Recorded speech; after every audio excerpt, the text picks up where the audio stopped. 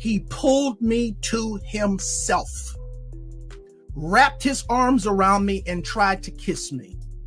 And in that moment, I literally died. It's hard to put in perspective unless he's involving himself what is actually going on at the parties. Ain't no money like church money. He was doing all the things to try to get his image straightened up. This was a shock to many in the religious community. Bishop T.D. Jakes has been a spiritual advisor to presidents and a religious voice to thousands. What was a world-famous pastor doing at some of the wildest parties in Hollywood? And why, after years of preaching morality, is he suddenly at the center of one of the darkest scandals in the entertainment industry? For decades, Bishop T.D. Jakes stood on stage, wrapped in robes of righteousness, delivering sermons to millions and advising presidents behind closed doors. But now, the same man who preached about sin is being tied to a billionaire mogul accused of sex trafficking, abuse, and the kind of depravity no church would ever dare admit. Allegations are stacking up, witnesses are coming forward, and leaked footage, allegedly showing Jakes in places no pastor should ever be, could change everything. This isn't just a scandal, it's a fall from grace that could bring down an empire built on faith, fame, and untouchable power. And if the rumors are true, T.D. Jakes knew exactly what he was doing. On a quiet Sunday morning, T.D. Jakes stood before his massive congregation and dropped a bombshell. He was stepping down from the Potter's House, the Dallas megachurch he built from the ground up. For most people, it sounded like a graceful exit. He talked about health concerns, the need to pass the baton to the next generation, and his desire to prepare his daughter, Sarah Jakes Roberts, and son-in-law for leadership. This was a shock to many in the religious community. Bishop T.D. Jakes has been a spiritual advisor to presidents and a religious voice to thousands. Now he says it's time to pass the baton to a new generation. This is a beautiful moment for me. From the pulpit Sunday, Bishop T.D. Jakes announced that he was stepping down from leadership at the Potter's House, the Dallas megachurch he founded in 1996 and has led ever since. I cannot afford, especially after November, to risk something happening to me and you be sheep without a shepherd. This is video from the service Jakes is referencing in November. It wasn't until months after his medical incident that he confirmed to the public he had a heart attack. Now, 5 months later, he told his congregation he had been preparing his daughter, Pastor Sarah Jakes Roberts, and his son-in-law, Pastor Torrey Roberts, to take the lead. On the surface, it was a moment of legacy. But behind the scenes, something felt off. The timing wasn't just suspicious, it was surgical. Jakes made his announcement just days after his name appeared in a lawsuit tied to one of the most explosive celebrity trials of the decade, the downfall of Sean Diddy Combs. And this wasn't a random mention. It was a direct accusation, claims that Jakes had used his influence as a spiritual leader to help Diddy clean up his image after serious abuse allegations surfaced. Then came the whispers, videos allegedly showing T.D. Jakes at Diddy's infamous private parties. The same parties now under federal investigation. People inside the church started asking questions. Why now? Why suddenly? Why so carefully worded? It no longer looked like a retirement. It looked like a retreat. But this was only the beginning, because as one man stepped away from the pulpit, another stepped forward with accusations that would shake the church to its core. It didn't take long for the public to connect the dots. In early 2024, music producer Rodney Lil Rod Jones filed a bombshell lawsuit against Diddy, alleging a pattern of abuse, manipulation, and cover-ups. But buried deep within the legal documents was a name nobody expected to see: Bishop T.D. Jakes. According to the lawsuit, Diddy had allegedly planned to use T.D. Jakes as a tool to restore his public image after Cassie, his former girlfriend, filed her own explosive lawsuit. The claims were disturbing: abuse, violence, sex, and coercion over years of silence. Lil Rod stated that Diddy was preparing to leverage his friendship with Jakes to soften the backlash. In exchange, Jakes would allegedly use his credibility in the religious world to offer moral cover: money, influence, and optics. One man was trying to keep his music empire alive. The other, according to the documents, was willing to trade spiritual authority for a slice of celebrity power. This was more than an accusation. It was a calculated move. Diddy, a man drowning in lawsuits, turned to one of the most respected pastors in the world, not for prayer, but for protection. And T.D. Jakes, he didn't deny the relationship. I came in this business saying I was going to expose. When I talked about Michael Jackson, when I talked about R. Kelly, they canceled me for these things because why would you talk about another black dude? Race is not where the line is drawn. It's God's side and the other side. And we don't care nothing about the other side. Period. All of these big dick deviants is all catching hell in 2024. It's up for all of them. It don't matter if you Diddy or whoever you is, TG Jakes, any of them. All lies will be exposed. That's all. And anyone who takes that the wrong way, know why they take it the wrong way. Good, I'm good. I'm fine. I'm good because I know the truth. Yes, thank you so much. Well, yeah. Want to.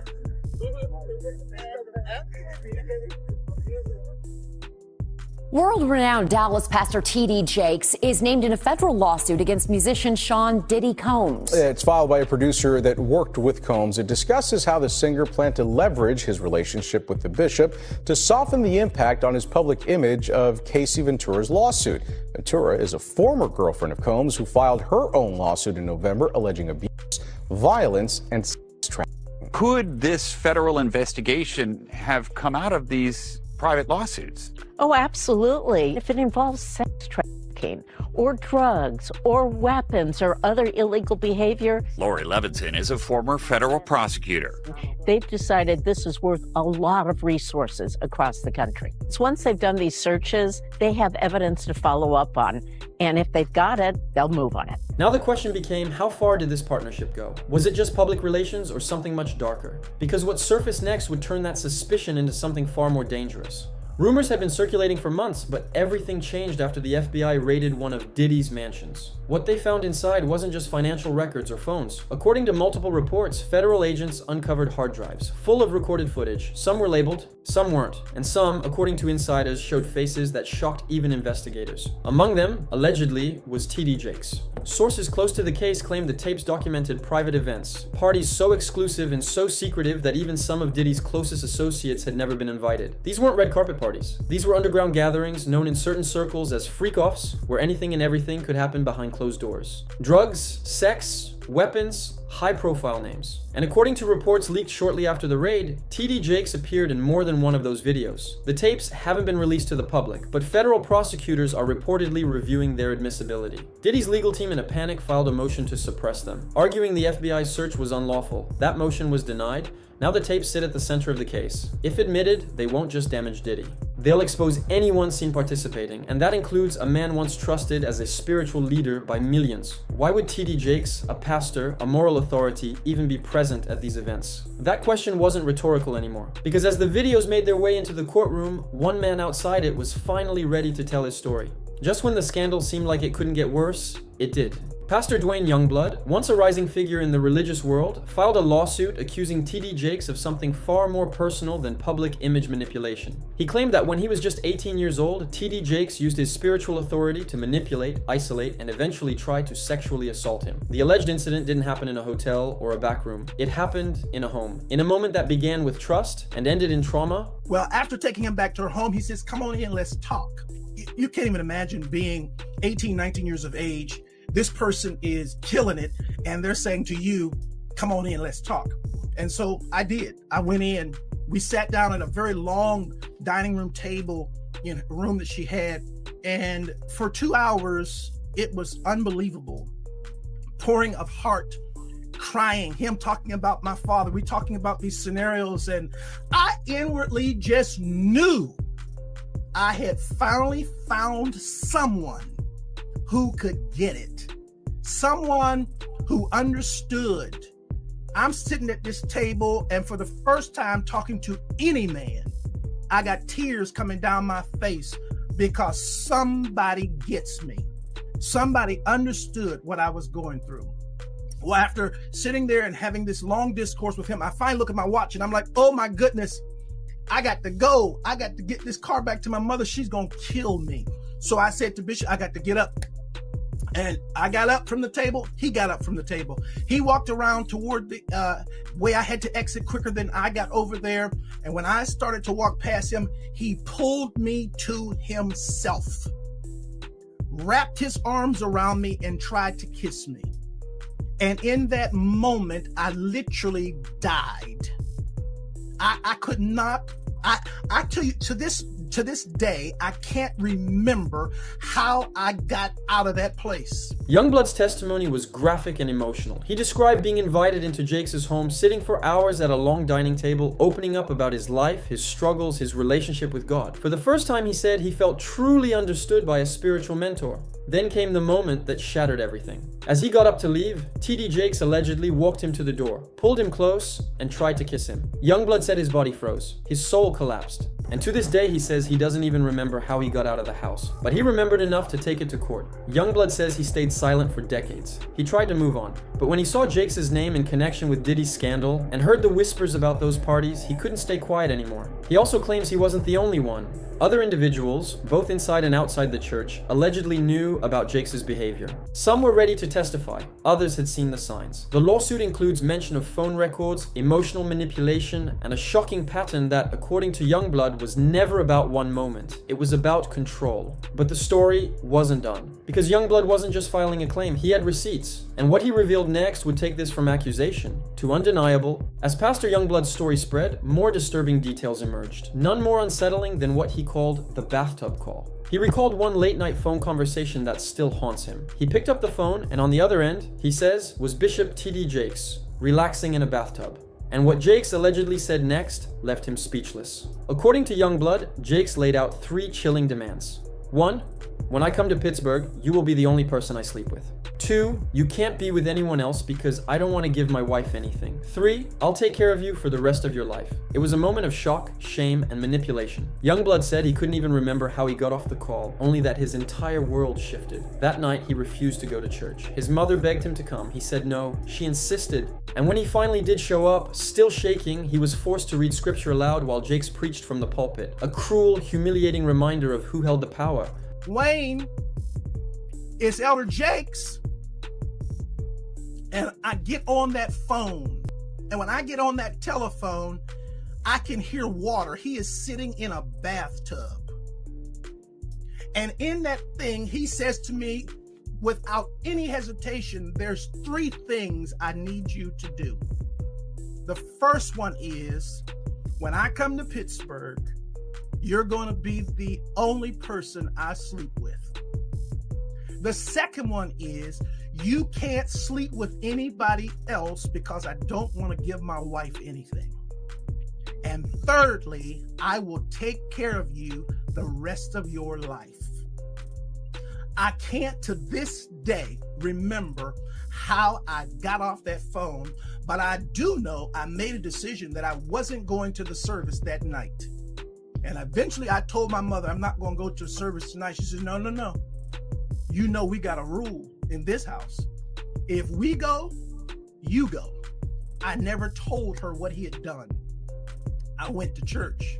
And the most humiliating thing imaginable happened that night at church. Bishop Jakes, getting up to preach, speaks into that microphone. I'm going to ask young minister Youngblood to read for me. And after all of that drama of the last 24 hours, I had to read before he preached. He also claims that, Diddy, he was using T.D. Jakes to fix his image. You believe that? Well, we saw that to be true anyway. That's what he was trying to do all that time. That's why T.D. Jakes was there. To try to fix his image. Ain't no money like church money.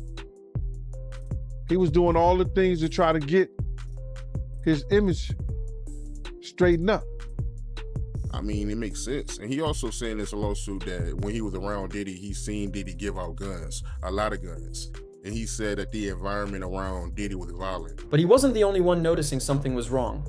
Members of the congregation from that very day have since come forward, saying they remember how strange Jakes acted, how rattled Youngblood looked, and how something just didn't feel right. Worse yet, Youngblood claimed others knew about the behavior. Whispers had echoed in church halls for years, but no one dared to challenge the man with millions of followers and a billion-dollar empire behind him until now, because the silence was broken and the dots started connecting. From behind the scenes at Diddy's parties to the church pews in Dallas, it was all starting to feel like one tangled web. And the next thread to unravel, the dark history of T.D. Jakes' own family. Long before the lawsuits, the parties, and the hidden tapes, T.D. Jakes was already dealing with a quiet storm inside his own family.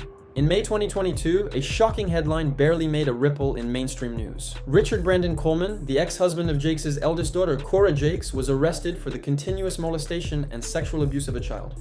This is Richard Brandon Coleman. He is the ex-husband of T.D. Jakes' oldest daughter, Cora Jakes Coleman.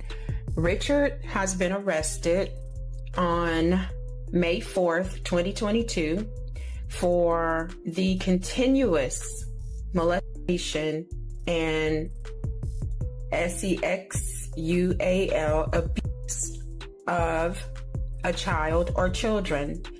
It is being reported by family members that the child that he was abusing is their now 13-year-old adopted daughter, Amari. So I want to get right into it, man. How you feel about these rumors surrounding, Diddy and T.D. Jakes? Man, what I think about it is this, when I grew up in the church, the sinners was not supposed to have the same atmosphere with the saints. You have to be able to separate the two. So I'm looking at him as a saint going to a party that ain't nothing but sin. Drinking, maybe fornication, man on man, woman on woman, he on she. But maybe he'd have to lay some hands on somebody. Maybe he'd have to save some souls. I know he got a contract with Revolt, so I'm just like, it's just real strange that he would be found at any kind of Diddy party or any kind of place with Diddy unless it's in a business atmosphere. So now what he's doing is he's making the Christians look real bad right about now. That child, according to close family sources, was their adopted daughter, Amari, who was just 13 years old at the time. The case didn't spark national outrage. It was buried, hushed, quickly sealed off from the media. But those inside the church were stunned. Some whispered that the family had known more than they let on. Others said Cora and her father had worked behind the scenes to shield the family name. And yet, now that T.D. Jakes is being named in lawsuits of his own, that incident from 2022 feels less like a footnote and more like a pattern. Because if your ministry is built on morality and healing, what happens when the people closest to you are surrounded by darkness? The arrest of Coleman wasn't just a family tragedy, it was a reputational time bomb. And now that Jakes is being dragged into federal investigations, every past skeleton is being pulled from the closet and laid bare, it raises a chilling question. Was this an isolated family misstep? Or is it just one more piece of a puzzle that paints a much more disturbing picture? Either way, the damage is done. The public is paying attention, and people are starting to connect what once seemed like unrelated dots. But it wasn't just lawsuits and scandals pulling Jakes into the spotlight. Former insiders, men who once stood beside Diddy, were about to drop names. And one of those names was his. If there was ever any doubt about what went on at Diddy's infamous parties, Gene Deal erased it. A former bodyguard and longtime insider, Deal didn't hold back. He said what many had only dared to whisper: everyone knew what those parties were, and everyone knew who was there. And when asked about T.D. Jakes, Deal didn't flinch. He confirmed it. Yes, Jakes had been there, not just once. Not as a guest who stumbled in by accident, but as someone who showed up more than once. He was a regular. Gene Deal says that it's hard to imagine why someone like T.D. Jakes would be at a Diddy party. Even back when Gene was with Diddy, everyone knew what was going on at these parties. For someone like T.D. Jakes to be present at these parties and be a regular there, it just doesn't make sense.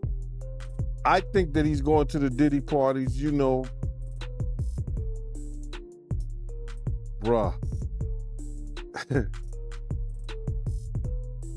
If he's going, well, we know he's going to the Diddy parties, and I know that it's, I know what usually happens at the Diddy party, or what we told us happened at the Diddy parties.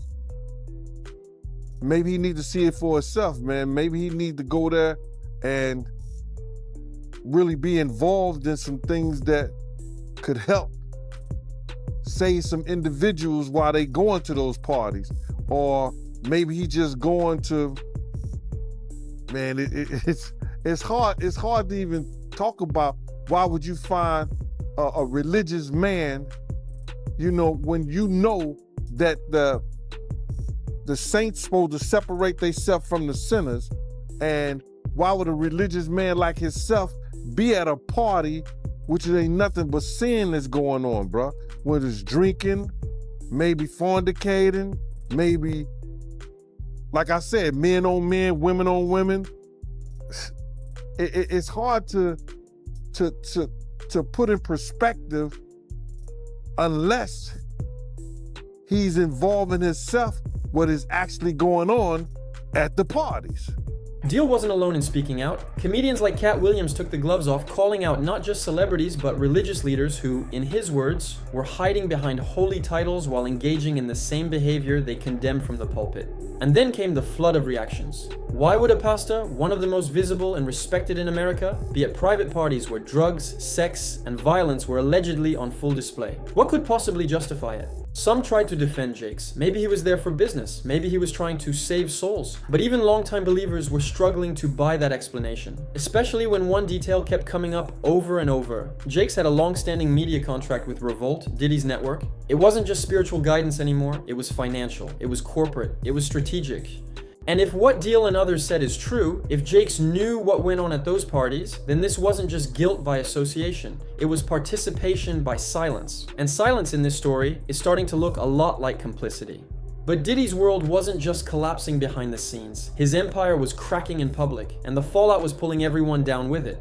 When the walls started closing in on Diddy, the exodus was swift and brutal. His own attorneys began jumping ship. Anthony Rico, one of Diddy's top criminal defense lawyers, filed to withdraw from the case, citing ethical concerns and an inability to continue under the American Bar Association standards. His words were careful, but the message was loud. Even his own team didn't want their names attached. Then came the real blow. Grubman, Shire, Meiselas, and Sachs, one of the most powerful entertainment law firms in the country, dropped Diddy after more than 20 years. This was the same firm that represented icons like Madonna, Bruce Springsteen, and Lady Gaga. And rumor has it, Gaga herself threatened to leave the firm if they didn't cut ties with Diddy immediately.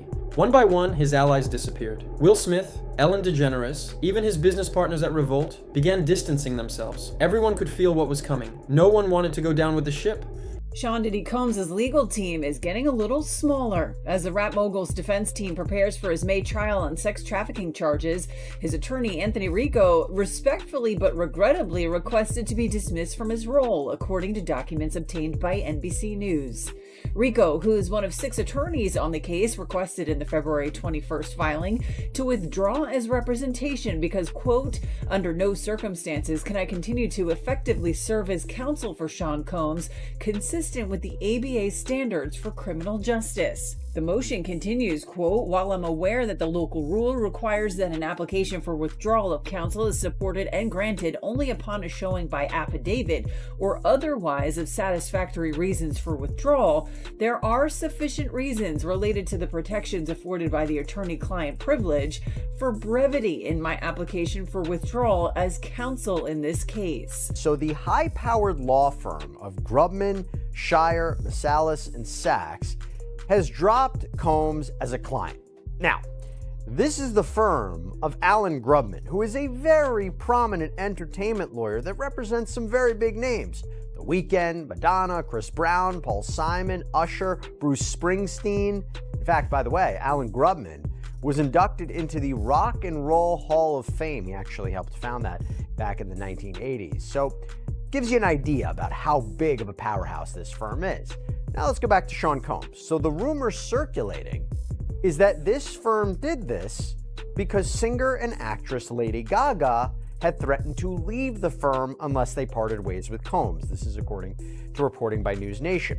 And it's a big deal because the rapper and producer had apparently been with Grubman's firm for over 20 years. He was friends with Alan Grubman by all accounts. And TD Jakes, he made his move too, quietly, deliberately. He resigned the day after federal prosecutors reportedly offered Diddy a plea deal. The timing was no coincidence. That plea deal, according to insiders, came with a catch. Name names, flip on the enablers, the people who helped cover things up, the ones who were there, not just watching, but participating. Diddy turned it down, at least for now, But the message was clear. The feds weren't just after one man. They were after the network. The powerful circle that allowed it all to happen. And T.D. Jakes, whether he wants to admit it or not, was suddenly standing in the center of it. But Diddy wasn't done fighting, and his legal team was about to try a move no one saw coming. With the evidence stacking up and videos allegedly showing everything the public wasn't meant to see, Diddy's legal team made a last-ditch move, one that stunned even seasoned courtroom watchers. They claimed Diddy couldn't be held fully responsible for his actions because of his mental state. According to new court filings, Diddy's attorneys argued that due to long-term drug and alcohol use, his mental capacity was diminished. In other words, they wanted the court to believe he didn't understand what he was doing when the alleged crimes occurred. It was a Hail Mary, a legal twist that, if successful, could reduce his sentence or even lead to dismissal of certain charges. They'll all be attacked on cross-examination. Their character will be impugned. They will attack the victims for not coming forward until Cassie Ventura came forward. How do you fix that? You find an outcry witness. What is an outcry witness? An outcry witness is someone the victim told about their at the time. So 10 years ago, I told you Sean Combs raped me at this party. I told you that then, but I never made a police report. That adds credence, credibility to the victim's statement. So a lot of victims are going to be attacked because they continued in a seemingly friendly relationship with Combs. A lot of women do that. Your boss makes advances on you unwanted. What do? Quit and starve? There's a lot of reasons women maintain a relationship with the rapist. So we may lose credibility on a couple of witnesses, but the sheer number of them, I find it hard to believe that a jury will choose to disbelieve all of these ladies and choose to believe Sean Combs. So it looks like they're going to try and say that Diddy's mental capacity could not make it possible for him to commit these crimes, claiming that maybe drugs or alcohol could have been at fault. Apparently, a couple of weeks ago, the prosecution offered Diddy a plea deal, which he turned down. We don't know the details of what that plea deal entailed, but he said he's not taking it. This is coming after they've added additional charges, like the second superseding indictment. You know that Cassie video where you see Diddy dragging her in a hotel from 2016? The judge says that it can be included after Diddy's defense team had been trying to have it not included. So according to People magazine, they said prosecutors recently filed a motion disputing any testimony that might show that Sean Diddy Combs didn't have, quote, the mental capacity to commit the crimes he's accused of because of the effects of drugs or alcohol.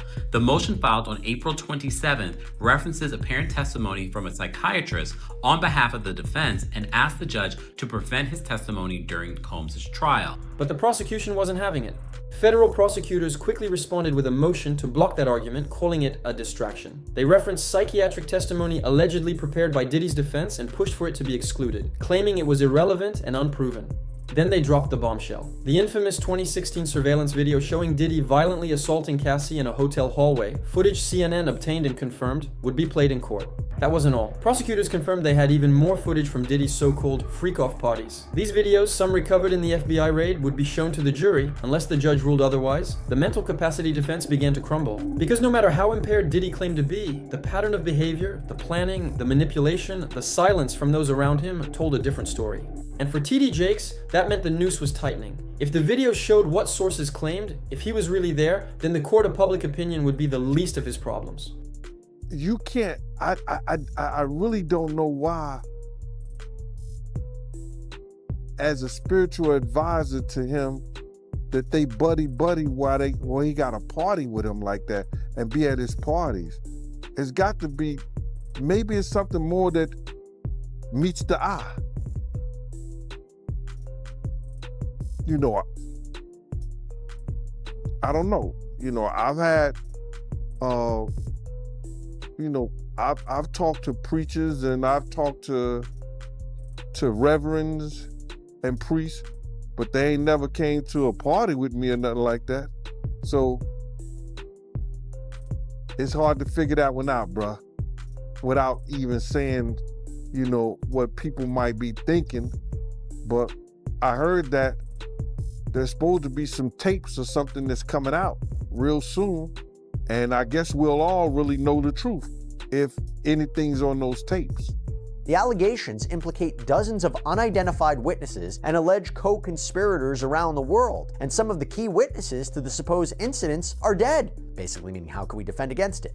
The defense is not even permitted to share the identities of the individuals described in the disclosure letter with Mr. Combs until April 18th, further hampering defense counsel's ability to investigate. Collectively, these new allegations require many months, if not years, to investigate, and if admitted, would require a series of mini-trials certain to double the length of a trial the government originally said would last 3 weeks. So this is an explosive allegation that on its face, I don't know if I necessarily disagree with.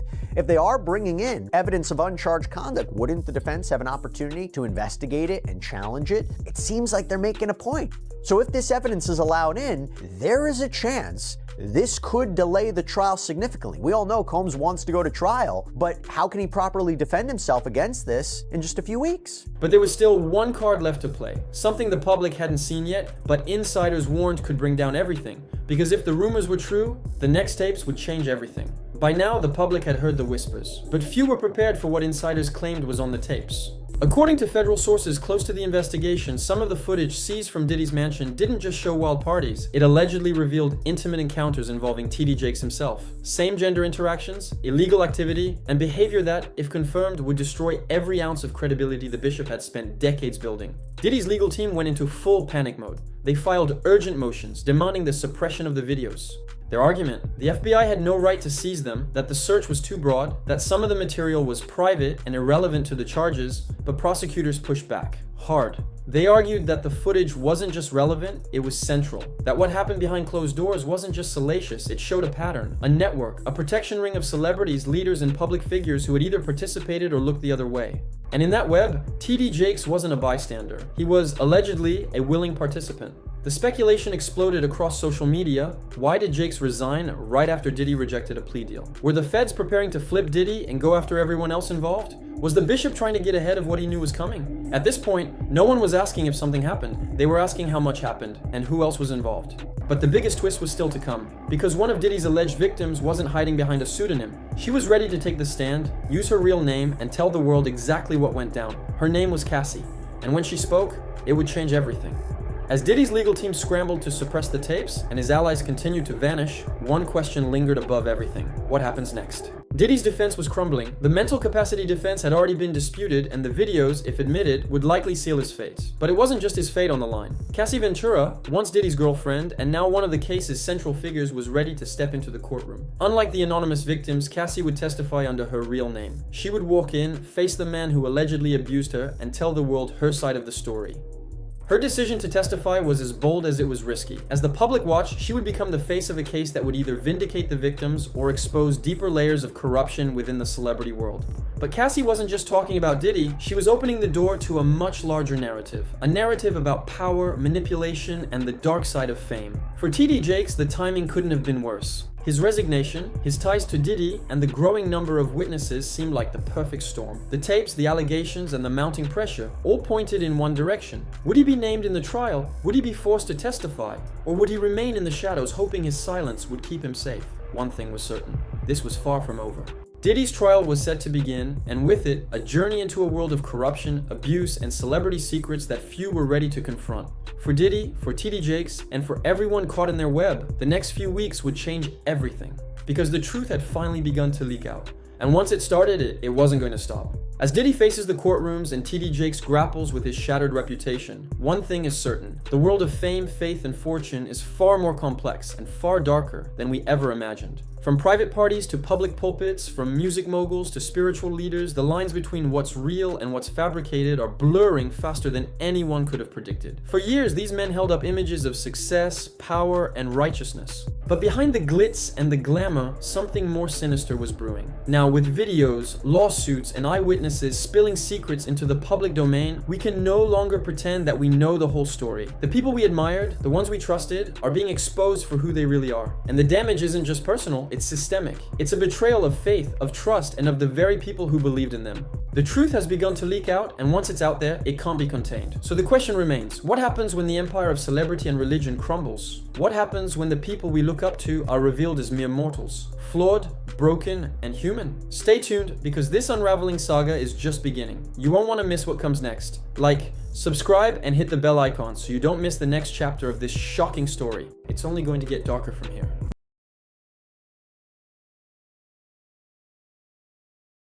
Yes. I told her, I said, the proof is in the pudding. Let's go get the DNA. So this is the DNA test, and it says the probability of relatedness is 96.7%. That's my granddaughter. If she's nothing else, she's my granddaughter. What if one of the most famous women in the world had a child she never admitted to? For decades, whispers have followed Janet Jackson like a shadow. Rumors that at the peak of her fame, she had a baby with James DeBarge and gave it away in secret. Do you have a secret sister? I believe I do have a sister out there. Did you ever see Janet where you thought she was pregnant? Yes. When the marriage was annulled, that Janet was pregnant. And James believed that as well. No photos, no birth certificate, just silence. But now, after years of denials, strange interviews, and even a DNA test, the story refuses to die. Why are members of the DeBarge family still convinced the baby existed? Why do so many people swear they saw Janet pregnant? And most importantly, what if they're right? Because if this is true, it means one of the biggest cover-ups in pop culture history might be hiding in plain sight. If it's true, you'll find out when she's ready for you to find out. In 1984, at just 18 years old, Janet Jackson shocked everyone by secretly marrying singer James DeBarge. No big wedding, no press, just two young stars running off together in the shadows of fame. But the marriage didn't last. Just 1 year later, it was annulled. Still, something about that relationship never sat right with fans. James struggled with substance use, and Janet, barely out of her teens, found herself caring for him more like a nurse than a wife. But underneath that chaos, a much bigger secret was allegedly unfolding. According to multiple members of the DeBarge family, Janet was pregnant during the marriage. Some say the baby was given away. Others believe there was a cover-up to protect her rising career. Even James himself has spoken out repeatedly, saying he believes their child was taken from him. And decades later, one shocking DNA test would bring that theory roaring back to life. If you ask longtime fans of Janet Jackson or the DeBarge family, they'll tell you this isn't just some baseless rumor. It's something they saw with their own eyes. Old photos from the mid-80s show Janet appearing visibly pregnant. At one American Music Awards appearance, witnesses claim her brother Tito Jackson strategically held his jacket over her stomach during a live segment. But even then, the camera caught what looked like a baby bump. And that wasn't all. Multiple people who were close to the Jacksons at the time recall seeing Janet disappear from the public eye, only to return months later with no explanation. No baby, no press statement, just silence. One woman even claimed her aunt worked at a hospital where Janet's grandmother was staying and personally saw Janet looking pregnant during a visit. It's the kind of story that keeps growing because no one has ever offered a clear answer. The visuals exist, the timelines line up, but where was the baby? When the rumors started to gain traction again, Janet Jackson finally broke her silence. But instead of putting the whispers to rest, her response only added fuel to the fire. In her 2022 documentary, Janet addressed the secret baby theory. She firmly denied it, but not in the way people expected. She didn't say, "I never had a child." Instead, she said something else. "How could I keep a child from their father? I could never do that." You were saying that I had a child and I kept it secret.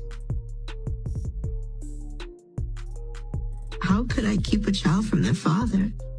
I could never do that. That's not right. That's not right. To some, that sounded like a heartfelt denial, but to others, it raised a new question. Why not just say the words outright? Why the careful phrasing? She also explained that the rumors started when she gained weight during her time on the show Fame. According to Janet, she had started taking birth control pills, which caused bloating and weight gain. That's when people began whispering that she was hiding a pregnancy. But if the rumors were nothing more than speculation, why have so many people close to her still refused to let it go? If there's one group of people that refuses to let this story die, it's the DeBarge family. And they're not just throwing out wild accusations. They've shared names, dates, and personal memories that make the whole thing feel unsettlingly real. James DeBarge, Janet's ex-husband, has spoken publicly multiple times about the alleged child. In 2012, while serving time in prison, he even wrote a letter to Michael Jackson's former doctor, claiming that he and Janet had a baby that was taken from them. But he's not the only one. His sister, Bunny DeBarge, said she remembers seeing Janet pregnant with her own eyes. She claims that Janet was pulled out of the public spotlight briefly and returned with no bump and no baby. Another brother, Daryl DeBarge, gave a radio interview where he doubled down on the same belief. Even their mother reportedly participated in a DNA test with a woman who claimed to be the missing child.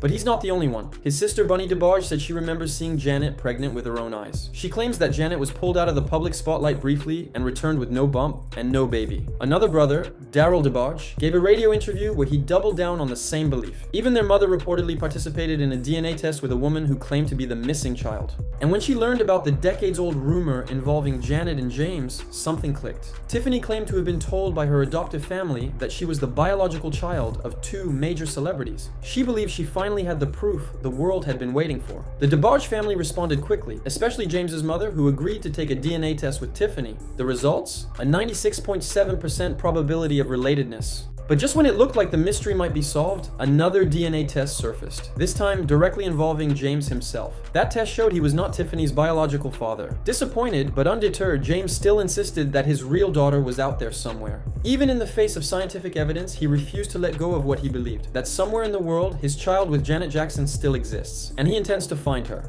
Sometimes rumors are just that. Rumors. But when someone from inside the family steps forward and says, "I believe it too," people start to listen. Christina DeBarge, the daughter of James DeBarge, publicly stated that she believes she has a secret sister out there. And it wasn't some vague theory. Christina spoke with quiet conviction, like someone who's heard things behind closed doors. She said she grew up sensing there was something missing. Over the years, whispers from family members, old photos, and unexplained stories led her to believe the rumors were more than just gossip, but what really stood out was her tone. She didn't sound unsure. She sounded like someone who knew something was buried deep and possibly protected by very powerful people. Christina even hinted that Janet's family, the Jacksons, may have played a major role in covering up the child's existence to protect Janet's image and career. After all, in the 1980s, Janet was on the rise. A surprise pregnancy could have changed everything, and with the kind of influence the Jackson family held, bearing a scandal wouldn't be difficult. It would be strategic. One of the most compelling pieces in this twisted puzzle is what fans call Janet's vanishing act. According to multiple sources close to the Jackson and DeBarge families, Janet seemed to disappear from the public eye for a short period in the mid-1980s. Right around the time the alleged pregnancy would have reached its final stages. When she re-emerged, the pregnancy bump was gone, but there was no baby in sight, no press coverage, no birth announcement, nothing. Bunny DeBarge, James's sister, has consistently said that Janet was visibly pregnant before the break. She claims that after Janet vanished, she returned without a belly and no one ever saw a child. To Bunny, that wasn't just strange, it was suspicious. Some have speculated that Janet may have quietly delivered the baby and handed it over to someone else, possibly even a member of her own family. It's that eerie silence, that sudden disappearance followed by a carefully managed return, that continues to keep this rumor alive. Because if there was no baby, where did all the signs go? Not everyone believes Janet had a secret child. Some think the truth might be even more painful. There's a theory that Janet may have suffered a miscarriage or a stillbirth, something so personal and devastating that she chose never to speak about it publicly. Others believe the baby was born, but never acknowledged, that the child was quietly adopted out or raised by someone else in the Jackson family, under a different identity. At one point, fans speculated that Janet's niece Brandy, or even Rebby Jackson's daughter Stacy, might be the secret child. The resemblances were uncanny, and the timelines made people wonder. Others believed the baby was born, but never acknowledged, that the child was quietly adopted out or raised by someone else in the Jackson family under a different identity. At one point, fans speculated that Janet's niece Brandy, or even Rebby Jackson's daughter Stacy, might be the secret child. The resemblances were uncanny and the timelines made people wonder. The problem? Too many people keep remembering what they were told not to. Even after all these years, even after Janet's denials and the DNA drama, people still aren't convinced. And it's not just about what was said, it's about how it was said. In her documentary, Janet got emotional when speaking about James DeBarge. More emotional than she did when talking about any of her other exes. That stood out to fans. Some even pointed out that she never actually said the words, "I did not have a baby." Instead, she danced around it, focusing on how she couldn't have kept a child from their father. To many, that kind of language leaves room for interpretation. It's the small details, her tears, her vague statements, the way she paused when asked about James, that keep people questioning. Because if it really never happened, why not just say it plainly? Even those who want to believe her can't help but wonder, what really happened in 1984? Why do so many people from both families still insist there was a child? Let's say, just for a moment, that the DeBarge family isn't lying. That the photos, the memories, the sudden disappearance, it all meant something. What if James really did lose a child he never got to raise? What if Christina DeBarge's quiet confidence came from a truth she wasn't allowed to say out loud? And what if Janet Jackson, at just 18 years old, was forced to make an impossible choice between motherhood and a career the world demanded from her? The thought is heartbreaking, but it's also not impossible. In an industry where image is everything and scandals are career-ending, powerful families have always known how to protect their own. The Jacksons were no exception. If anyone had the influence to hide something this big, it would be them. And that's why this rumor refuses to fade.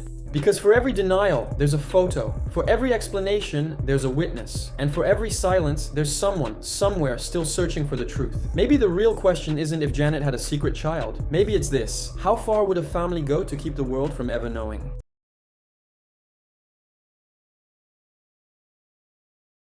After she done tied you up, whipped you, put a plug in you or whatever what it was that got you going, which is to each his own, and I didn't mean to plug, that's not okay. Only one yucking is Shay Shay.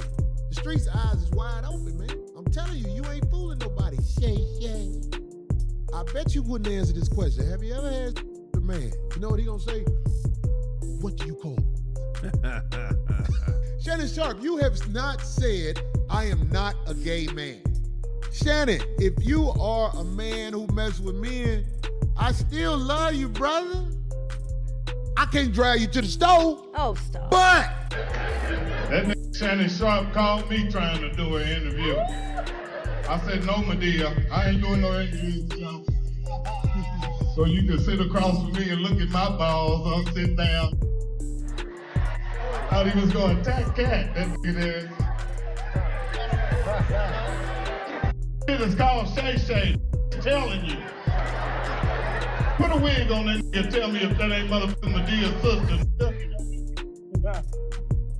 What if everything you thought you knew about Shannon Sharp was just a front? Behind the $1 million smile, viral podcast clips, and that clean-cut image, there's a storm brewing. Because in 2025, the internet didn't just turn on Shannon, it stripped him bare. A leaked audio tape, a woman with receipts, a fired stylist, and a string of comedians calling him out on stage. At first, people thought it was just jokes, trolling for clicks. But now, fans are starting to ask the one question that could change everything. Is Shannon hiding something he never wanted the world to know? It started with a sound, not a video, not a tweet, just a voice. One day, out of nowhere, a clip surfaced online. Allegedly of Shannon Sharp and his ex-stylist Hollywood in a moment that no one was supposed to hear. What was said in that audio? People say you could hear everything. Breathing, moaning, names being whispered. It wasn't a podcast. It was intimate, raw, and instantly viral. And while some folks swore it was fake, an AI-generated deepfake cooked up by trolls, others weren't so sure. Because the voice, the tone, the timing, it all felt too real. Suddenly, Shannon's name was trending for all the wrong reasons. Memes exploded, Twitter detectives went digging, and questions came flooding in faster than he could answer them. Was this the moment the rumors finally got receipts? Or was it just a new chapter in the internet's obsession with tearing people down? But that wasn't the whole story, because this wasn't the first time Shannon had been caught off guard by his own actions. Long before the leaked audio ever hit the internet, Shannon had already raised some serious eyebrows, and it happened live. Literally. He went on Instagram Live in the middle of what sounded like a full-on bedroom session. No video, just audio. Heavy breathing, moaning, and his voice calling out the name Michelle. The internet lost its mind. People were like, who accidentally goes live like that? Was it really a mistake? Or was Shannon trying to prove something? Because here's where it gets wild. Michelle, the woman in the audio, later came forward and said the quiet part out loud. According to her, it wasn't an accident at all. She claims Shannon wanted people to hear it, that he staged the moment to shut down the long-running rumors about him being DL, living a double life behind closed doors. But if that was the plan, it backfired hard. Instead of killing the gossip, it opened the floodgates. People weren't buying it. In fact, they started digging even deeper, and what they found would make the story even messier. And Michelle wasn't done talking, not even close. What she said next made the internet do a double take. Michelle didn't just speak out, she unloaded. And what she revealed about Shannon had people clutching their phones like it was a crime scene. She claimed their relationship was far from traditional. Not only did Shannon allegedly avoid sleeping with her in a normal way, she says he had a very different kind of preference. According to Michelle, he was obsessed with backdoor play. Toys, plugs, tongue, fingers. And here's the wildest part. She swears that when she first got with him, it already looked like someone else had been there. Her exact words, it was already stretched out before I even touched it. Social media exploded. Was she lying? Was she bitter? Or was she finally pulling the curtain back on what Shannon's been hiding all along? Some fans called her a clout chaser. Others said she was just confirming what they always suspected. But one thing was clear. Her story had details. Too many to just brush off. And if you thought that was bad, Michelle wasn't the only woman to come forward, because Shannon's past was about to come knocking, and it wasn't done with him yet. Next came Gabriella, younger, louder, and ready to blow the lid off a whole different side of Shannon Sharp. Enter Gabriella, Shannon's ex-girlfriend, 20 years old, and with receipts of her own. She didn't hold back either. According to her, Shannon wasn't just into kink. He was deep into BDSM. She described nights that were more like power struggles than passion. She claimed he would tie her up, spank her, even leave marks, and not always with consent. One allegation even suggested he sat on her face until she passed out. People didn't know whether to laugh, gasp, or cancel him. What made Gabriella's claims different from Michelle's was her tone. She wasn't whispering secrets. She was exposing them. Screenshots, DMs, photos. She painted a picture of a man obsessed with domination, secrecy, and control. And more importantly, she hinted that a lot of his behavior wasn't just kinky, it was calculated. Her story made one thing clear. This wasn't an isolated incident. Shannon had a pattern, and that pattern didn't fit the image fans were used to seeing on TV. But just when it looked like Shannon might speak out, he made a quiet move that said even more than words ever could. While the internet was still buzzing, Shannon made a move that slipped under most people's radar, but not for long. He fired Hollywood. The same Hollywood who wasn't just his stylist, but his constant companion. Red carpets, flights, VIP events. Hollywood was there for it all. People had already been speculating. Is that really just his stylist, or is there something else going on? And then poof, Hollywood was gone. No explanation, no post, no goodbye. That's when fans really started talking. Because if nothing was going on, why cut him off so suddenly? Why not clear the air? Instead, Shannon went silent, and that silence said everything. People started digging up old photos, watching Club Shay Shay clips in slow motion, analyzing body language. Some called it paranoia, others called it proof. But one thing was certain, Shannon's carefully built image was starting to crack, and the firing didn't calm things down, it only made them worse. Because in the world of celebrities, silence looks a lot like guilt. And when Shannon finally broke that silence, it wasn't to clear things up, it was to start a whole new fire. Just when things couldn't get any messier, Shannon brought the heat right onto his own turf. His podcast, Club Shay Shay, had been known for viral interviews, but one episode changed everything. He sat down with Cat Williams, and Cat didn't hold back.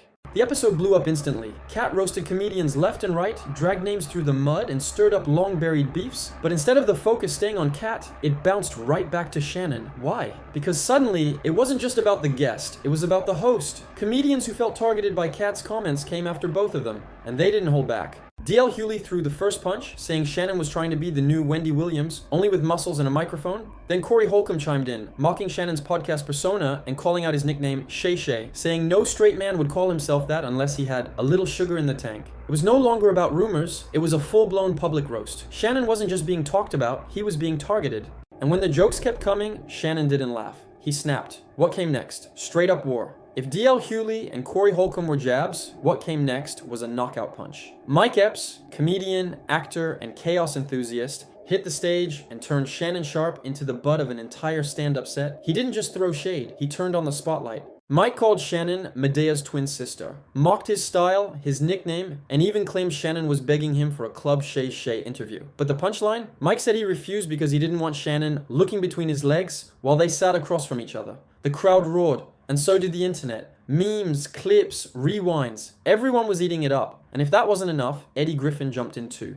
He clowned Shannon's tight outfits, his mannerisms, even the way he drank during interviews, saying, "No straight man sips like that." This wasn't trolling anymore. This was personal. It felt like every comedian who had ever had an issue with Shannon was suddenly linking arms and dragging him down the same road. And for someone who built a career on being composed, calm, and charismatic, Shannon finally hit his breaking point.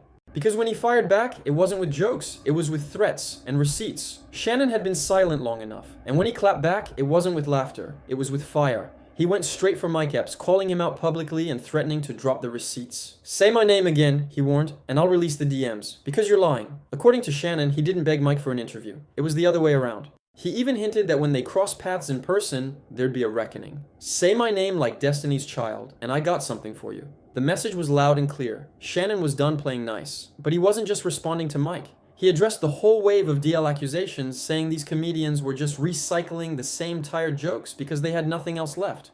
"They're not being funny anymore," he said. "They're being lazy." Some fans backed him, others said he was cracking under pressure. But one thing was obvious, Shannon wasn't brushing anything off now. He was calling names, correcting narratives, and fighting to protect his reputation. And then for the first time, he finally explained why he really let Hollywood go. But his version of the story, it only raised more questions than it answered. After months of silence and internet speculation, Shannon finally broke down the real reason he fired Hollywood. Or at least what he says was the real reason. According to him, it had nothing to do with rumors. He claimed it was all about loyalty. He told fans that his longtime stylist, Shelley, felt betrayed after he started working with Hollywood. She had been with him for over 20 years, dressing him for TV, red carpets, media appearances. And when he brought in someone new, she was crushed. So, in a move he called Making Things Right, he let Hollywood go and reconnected with Shelley. Sounds noble, right? Except people weren't buying it. Because here's what didn't add up. If loyalty to Shelley was so important, why hire Hollywood in the first place? Why bring him everywhere? On flights, events, interviews, if it was just about the clothes? And why wait until the rumors exploded before making the switch? Even Shannon's explanation raised eyebrows. He claimed he didn't buy anything new when Hollywood styled him, that the jackets and outfits were all from Shelley's original picks, just rearranged, so Hollywood didn't really style him at all. It felt like damage control, like trying to rewrite a chapter that had already gone public. But just as fans were trying to make sense of it, something else hit the timeline. And this time, it was a voice from the past with brand new receipts. Because Michelle was back, and she brought a whole new level of detail with her. Just when Shannon thought the storm might settle, Michelle came back. And this time, she wasn't just talking. She was unloading everything. In a full sit-down interview, she confirmed what many already suspected. That infamous IG Live?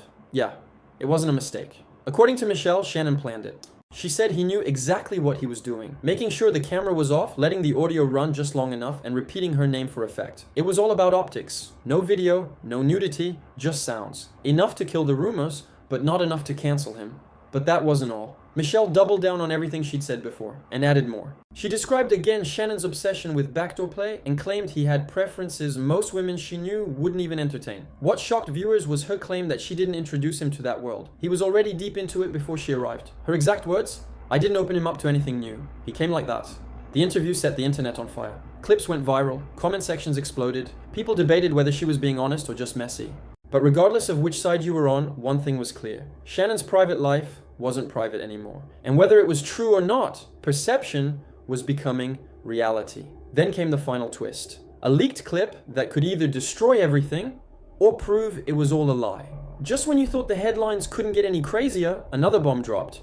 A new audio clip, allegedly featuring Shannon and Hollywood, allegedly in the middle of something intimate. And yes, people heard it, all of it. But this time, the question wasn't just, is this real? It was, is this even human? Because right now, we live in the age of AI, voice clones, deepfakes, digital illusions that sound exactly like the real thing. Some fans were convinced, that's him, that's definitely him. Others weren't so sure. This is AI, 100%. It's a setup. The debate got louder than the audio itself. But here's the thing. Whether real or fake, the damage was already done. Every new leak, every new clip only kept the story alive. And for Shannon, a man whose career thrives on credibility, public image, and clean branding, this wasn't just drama, it was destruction. One user online summed it up best. Nobody accidentally goes live having growls. Social media cooked people so much, boomers like Shannon are willing to risk everything just to prove they're not gay. And that's what it came down to. A man desperately trying to control a narrative that kept spiraling out of his hands. Whether these leaks were true, fake, or something in between, the court of public opinion had already made up its mind. But there's still one final question, and it might be the only one that matters. In the end, it doesn't really matter whether the audio was real, or if Michelle exaggerated, or if Hollywood was just a stylist doing his job. What matters is this. Once your name becomes the story, facts start to blur, and perception becomes truth. Shannon Sharpe isn't just fighting rumors, he's fighting the entire internet. The memes, the jokes, the speculation, the leaks, they've become louder than his voice. And every time he tries to clear the air, it only seems to stir up more smoke. Is he misunderstood? Is he hiding something? Or is he just another celebrity caught in the crossfire of fame, sex, and social media? Only one person knows for sure. And Shannon? He's not talking anymore. But what do you think? Is this all one big misunderstanding? Or are we finally seeing the side of Shannon Sharpe he never wanted the world to know?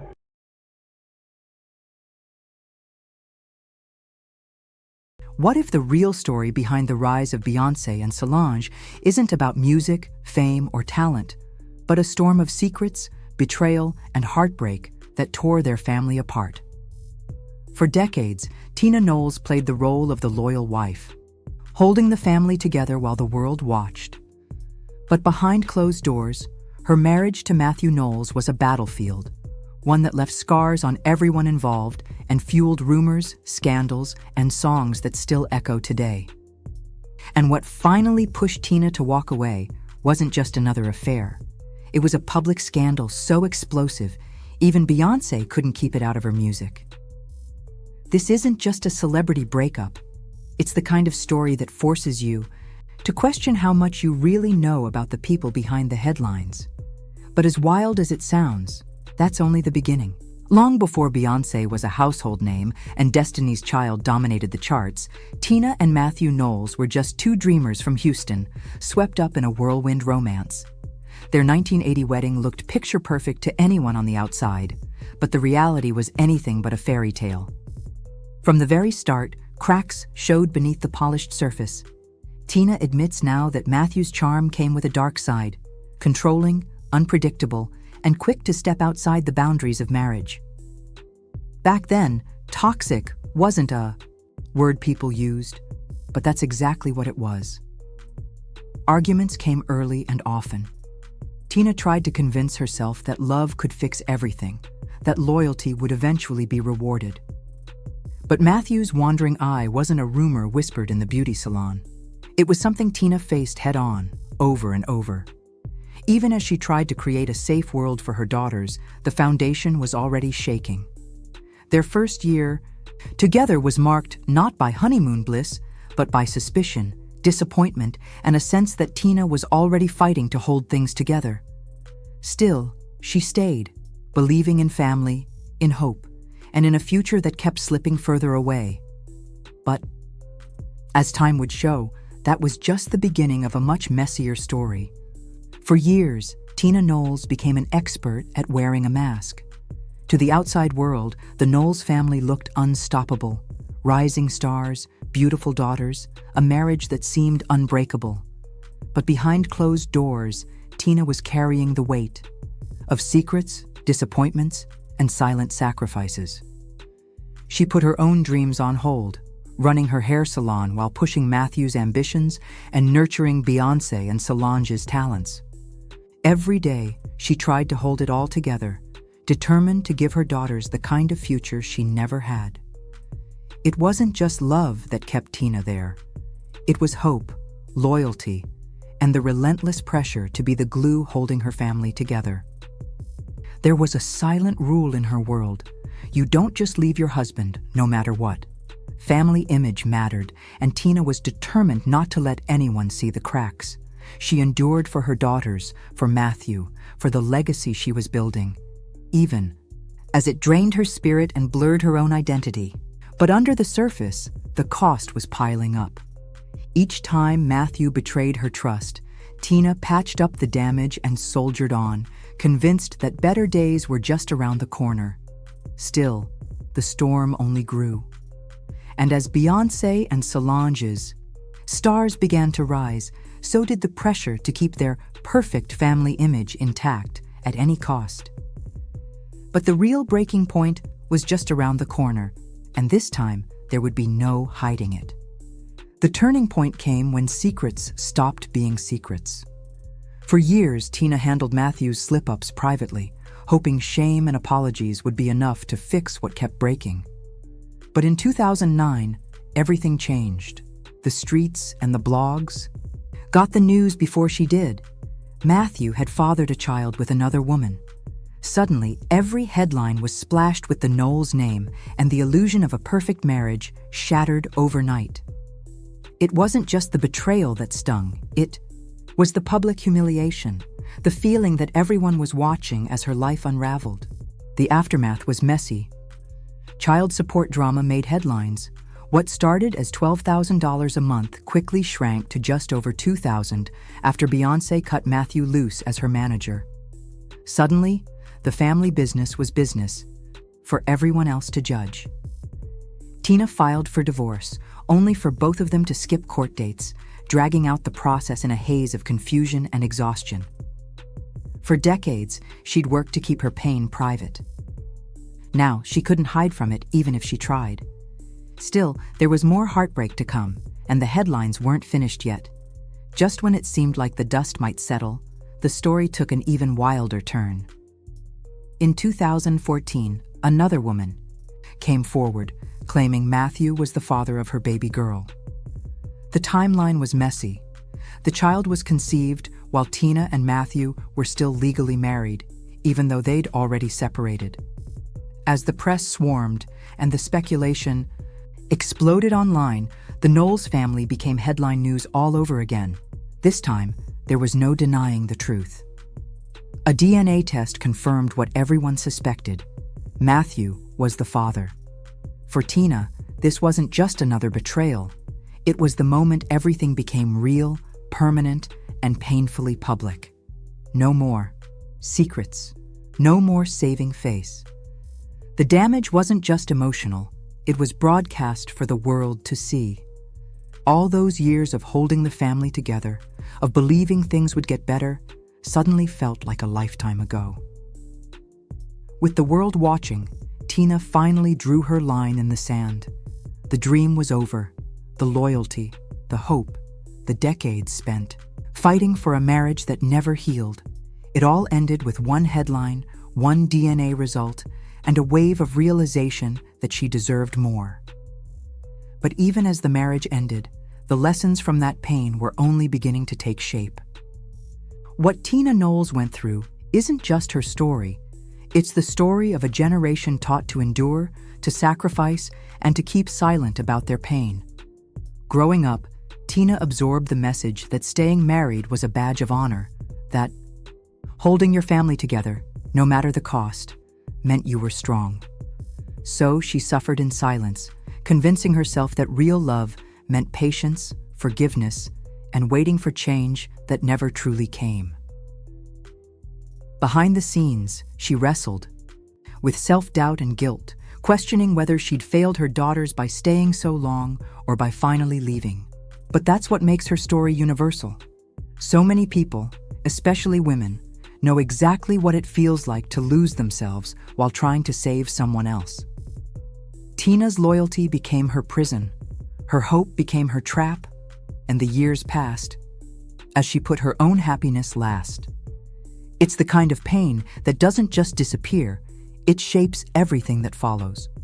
But in facing the truth, in finally saying enough, Tina cracked open the silence for good. She learned, sometimes too late, that boundaries matter, that strength doesn't mean suffering, and that no legacy is worth your peace of mind. But Tina wasn't the only one learning from the scars. The next chapter of this story belongs to her daughters and the lessons they took from watching their mothers struggle. The lessons from Tina and Matthew's marriage didn't end with the divorce. They left a mark on Beyoncé and Solange that would ripple through their music, their art, and their personal lives. Growing up in the shadow of their parents' public drama, the sisters saw up close what betrayal, sacrifice, and resilience looked like. They learned early how easily love could twist into something that hurt, and how loyalty, when unchecked, could lead to losing yourself. But those wounds didn't just linger. They transformed into fuel for creativity and self-discovery. Beyoncé's groundbreaking Lemonade album pulled back the curtain, exposing the raw, unfiltered emotions behind infidelity and forgiveness. Solange carved her own path, turning pain into art that demanded boundaries and self-respect. Together, they shattered the myth that pain had to stay private, proving instead that vulnerability could become power.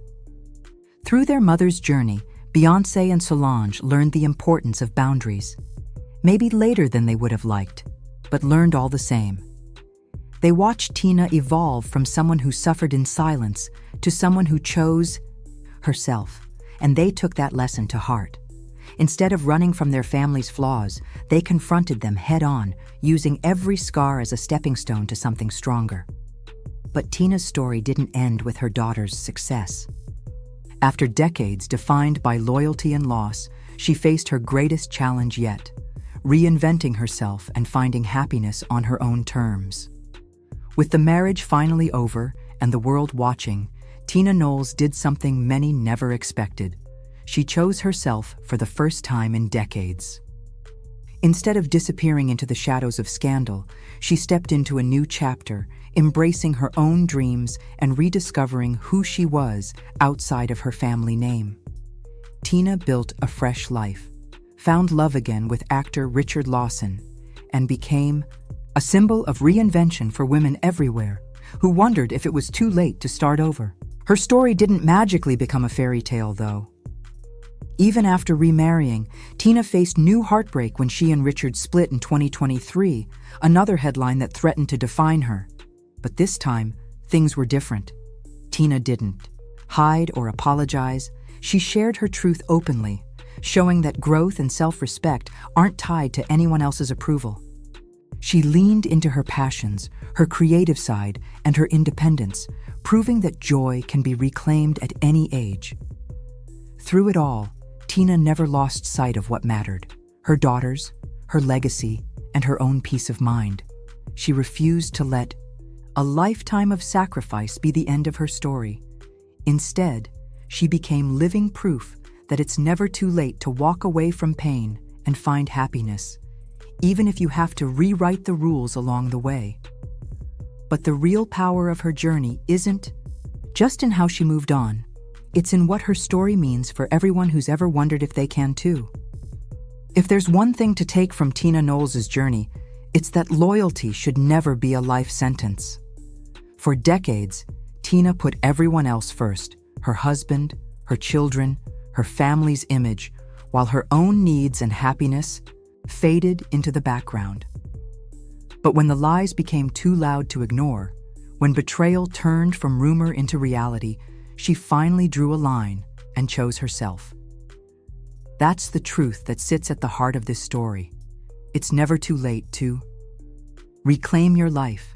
Whether you're 30 or 70, whether your heartbreak is public or private, the power to walk away and start again is always yours.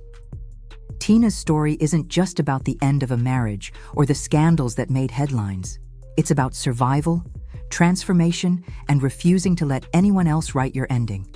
Her struggles and resilience shaped Beyoncé and Solange, but they also send a message to anyone still holding on to pain. You deserve peace, you deserve respect, and you deserve to be chosen every single day. Sometimes the hardest thing you'll ever do is let go. But as Tina Knowles proved, it might just be the decision that gives you your life back. So if you ever wonder whether you're strong enough to start over, just remember, even the matriarch behind the world's biggest superstar had to choose herself in the end.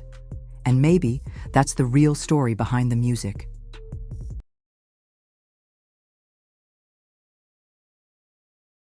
I thought it got to be too messy, and I said it out loud. I think for a while, Club Shay Shay was like Wendy Williams with a weight set. Like, hey.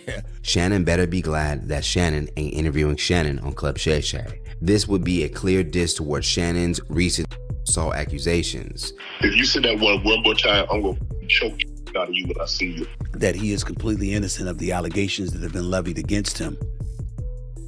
I can't sit here and speak to his innocence or guilt. I saw Stephen A. Smith kind of talking shit. I done told y'all that this is a shakedown of the highest order. And to be frank with you, I think that the entire legal team, what is his name, Busby? I think that they all need to be investigated. I'm letting the successful black men out there know that they are coming through you, through your Yeah, sure. Yeah, you got freaky better. Because this is freaky. Yeah, we seen it. Yeah, Michelle told us. She said it. Yeah. Michelle told us that he was freaky. There's a storm brewing in the world of sports media, and its name is D.L. Hewley. In less than 48 hours, a comedian turned cultural sniper just tore into one of the most respected voices in sports, Shannon Sharpe. What is you doing, Unc? You ain't got no business out here with no 20-year-old white girl, with no 20-year-old period. Nothing wrong with being no freak, but be a freak and it makes sense. What started as a rumor became a headline. What started as a headline became an inferno. And now that fire is creeping into boardrooms, locker rooms, and legal chambers across the country. Allegations? Yes. Denials? Of course. But it was D.L. Hewley's microphone, blazing with fury, humor, and receipts, that changed the game. Not just calling out the accusations, but dismantling the public persona of a man many called untouchable. This isn't just about one man's reputation. It's about power, protection, and what happens when someone who spent years critiquing others finally gets critiqued himself. So what did DL say that hit so hard? What are the accusations that sent Shannon's empire into chaos? And why are major sponsors, networks, and fans suddenly jumping ship? Let's break it all down, because this isn't just a scandal, it's a reckoning. D.L. Hewley didn't ease into it. He kicked off his national broadcast like he was dropping a hammer on marble. What are you doing, Unc? What you think she was gonna do? She charging $25K a cheek, and it ain't no cheeks. No cheeks, and she ain't got no lips. She probably whistled when she talked. With that one line, the tone was set. DL wasn't joking. He wasn't hedging. He was aiming straight at Shannon Sharpe, and the gloves were off. He mocked the optics first, Sharpe's lifestyle, the rumors about dating women half his age, and the idea that being successful somehow makes you untouchable. Ain't nothing wrong with being a freak, DL said, but be a freak that makes sense. It was raw, unfiltered, and impossible to ignore. But beneath the jokes was a very pointed critique. DL wasn't just roasting Sharpe for clicks, he was dragging hypocrisy into the light. The man who spent years calling out other athletes for bad behavior was now the one on trial, figuratively and possibly literally. And Hewley made it clear, the same energy Shannon had for others was about to boomerang back on him. It wasn't just commentary, it was strategy. DL didn't go after the legal case first, he went after the character, the pattern, the double standards. He reminded listeners that this wasn't the first time Sharpe's name had been tangled up in controversy. It's just the loudest, and the loudest always hits different. The timing couldn't have been worse. Just as Shannon Sharpe's media career was reaching new heights, a second wave of allegations surfaced, and this time they came with receipts, court filings, text messages, photos, all pointing to an incident from nearly a decade ago, now being framed as coercive, calculated, and deeply damaging. Sharpe's legal team wasted no time. They called the claims defamatory, opportunistic, and flat out false. But before their first statement had even finished trending, a second accuser stepped forward, escalating the situation from serious to potentially catastrophic. The documents weren't anonymous leaks from the shadows.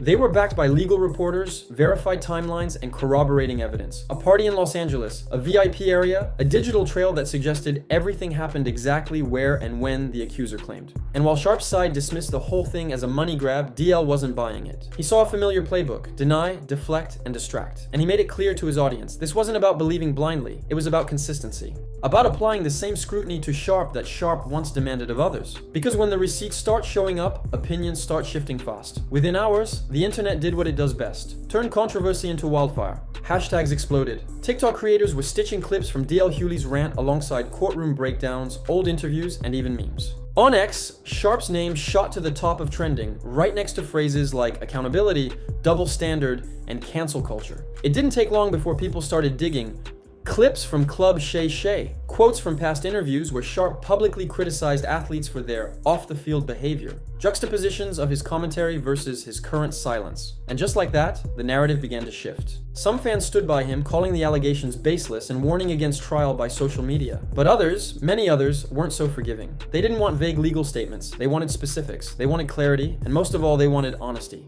DL Hewley didn't stay quiet either. He reposted the trending hashtags with a simple caption: "You can't run from the same standard you built." The message was loud, the pressure was mounting. And what started as a broadcast takedown had now morphed into a full-blown digital reckoning. DL Hewley didn't just call Shannon out, he held up a mirror.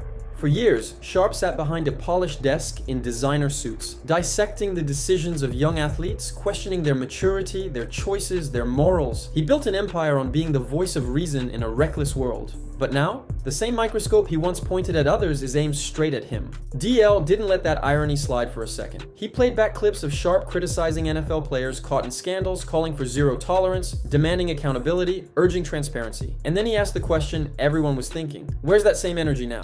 He zeroed in on the statement Sharpe's team released, calling it strategic, vague, and intentionally murky. No dates, no direct denials, just broad brushstrokes and legal posturing. To DL, it wasn't just weak, it was calculated silence. Because the truth is, today's audiences don't fall for boilerplate PR anymore. Not when they've seen it 100 times, not when fabricated and opportunistic sound more like spin than substance. And DL made one thing brutally clear: you can't coach accountability Monday through Friday, then run the clock out when it's your turn to answer. The credibility Sharpe once weaponized had now become his liability. Behind the scenes, it wasn't just fans watching closely, it was corporations. The moment the second allegation dropped, panic hit Sharpe's business empire like a tidal wave. Club Shay Shay announced an immediate pause on all upcoming episodes. No details, no timeline, just a vague memo citing internal review. Translation: they were bracing for impact. Within hours, whispers started leaking from inside his media network. Emergency meetings, legal teams scrambling, executives caught between ratings and risk. Shannon wasn't just a TV personality, he was a revenue engine. Over $60 million in annual ad dollars were tied to his name, and now that name was becoming toxic. Sponsors gave ultimatums: clarify or we pull out. One by one, brands started issuing statements. Carefully worded concern, paused partnerships. Zero tolerance policies suddenly became buzzwords again, and with each new headline, the perception shifted further. The question wasn't just, is he guilty? It was, is he worth the risk? Because in the cold world of corporate calculus, bad press isn't just bad, it's expensive. And Shannon Sharpe, once seen as bulletproof, was now being viewed through a very different lens. DL Hewley summed it up in a single line: when the money gets quiet, you better start talking. Most people would have let their first viral rant do the talking, not DL Hewley. He came back the very next day, even sharper, even louder, and this time he brought context, quotes, and conviction. He wasn't just calling Shannon out, he was building a case, line by line, statement by statement. And it hit harder because this wasn't coming from a gossip site or a tabloid, it was coming from someone with credibility. He tore into Sharpe's vague denial, mocking the safe legalese and pointing out how it dodged the real questions. He questioned the silence from Sharpe's co-hosts. He challenged the networks profiting off controversy while pretending to stay neutral. You can't run a debate show every morning and then duck debate when it's about you, he said. The response was massive. Phones at DL's studio lit up. Listeners called in, some furious, some conflicted. Social media split into battle lines, one side defending Sharp's right to due process, the other demanding he face the same fire he used to aim at others. Clips from DL's broadcast were reposted millions of times. Even people who'd never listened to his show before were quoting him. He had stepped into the void and taken control of the narrative, not as a comedian, but as a cultural judge, jury, and loudspeaker. And here's the kicker. DL wasn't speaking for clicks. He was speaking for accountability, and people were listening. After days of silence and mounting pressure, Shannon Sharp finally spoke up. But when the moment came, it didn't land the way he needed it to.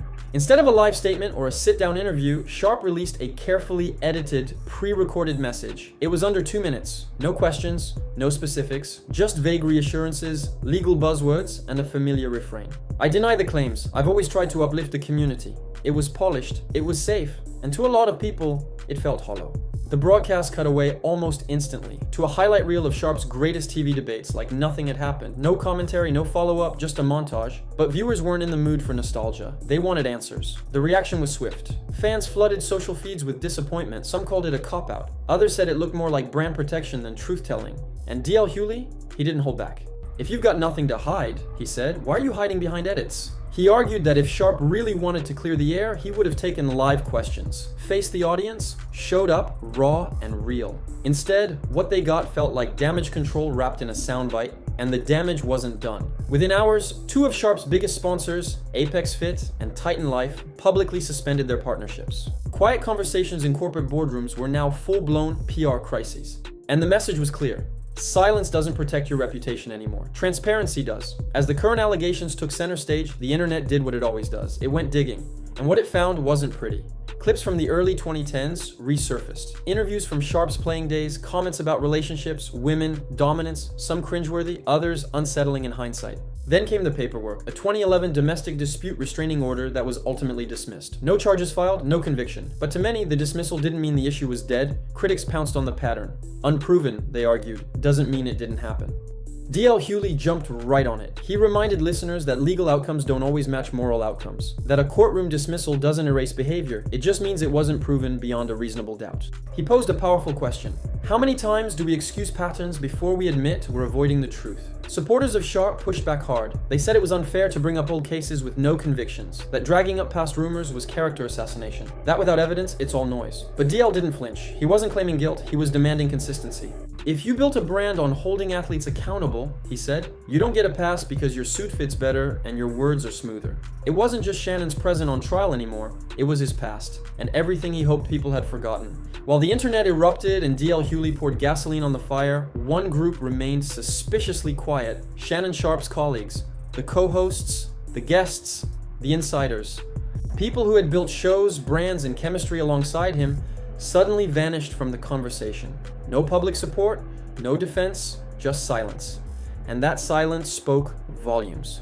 DL Hughley didn't miss a beat. He pointed it out on air with razor-sharp clarity. If your brother's character was under fire and you knew the truth, you wouldn't need a press release. You'd ride for him instantly. It was a direct shot. Not just at the industry, but at the so-called brotherhood that Sharp often championed. If your crew won't speak up when you're cornered, are they protecting you or protecting themselves? Behind the scenes, reports started leaking. Rumors of internal tension, disagreements over creative control, conflicts over money, and a growing sense that some partners were just waiting for the storm to pass, without getting their hands dirty. It didn't help that past Club Shay Shay episodes were mysteriously disappearing from streaming platforms. Episodes featuring certain guests, certain topics, cleanup mode was clearly underway. And the fans noticed, comment sections filled with questions. Why is no one standing beside him? Where's all that loyalty now?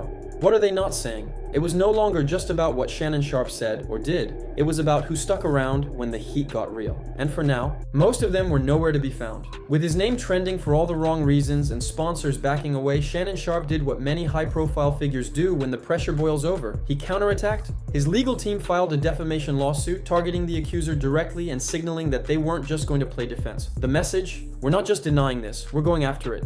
But that move came with consequences. Legal analysts warned immediately, countersuing in a case like this is a double-edged sword, because once you file, you open the door to discovery, to subpoenas, to cross-examinations, to digging deep into emails, texts, private conversations, even old footage from parties and interviews. If there's any skeletons, one lawyer said, that subpoena will find them. D.L. Hewley echoed that warning on air, pointing out that in today's media climate, a defamation suit isn't always a power move. It can be a panic button, because now the clock is ticking.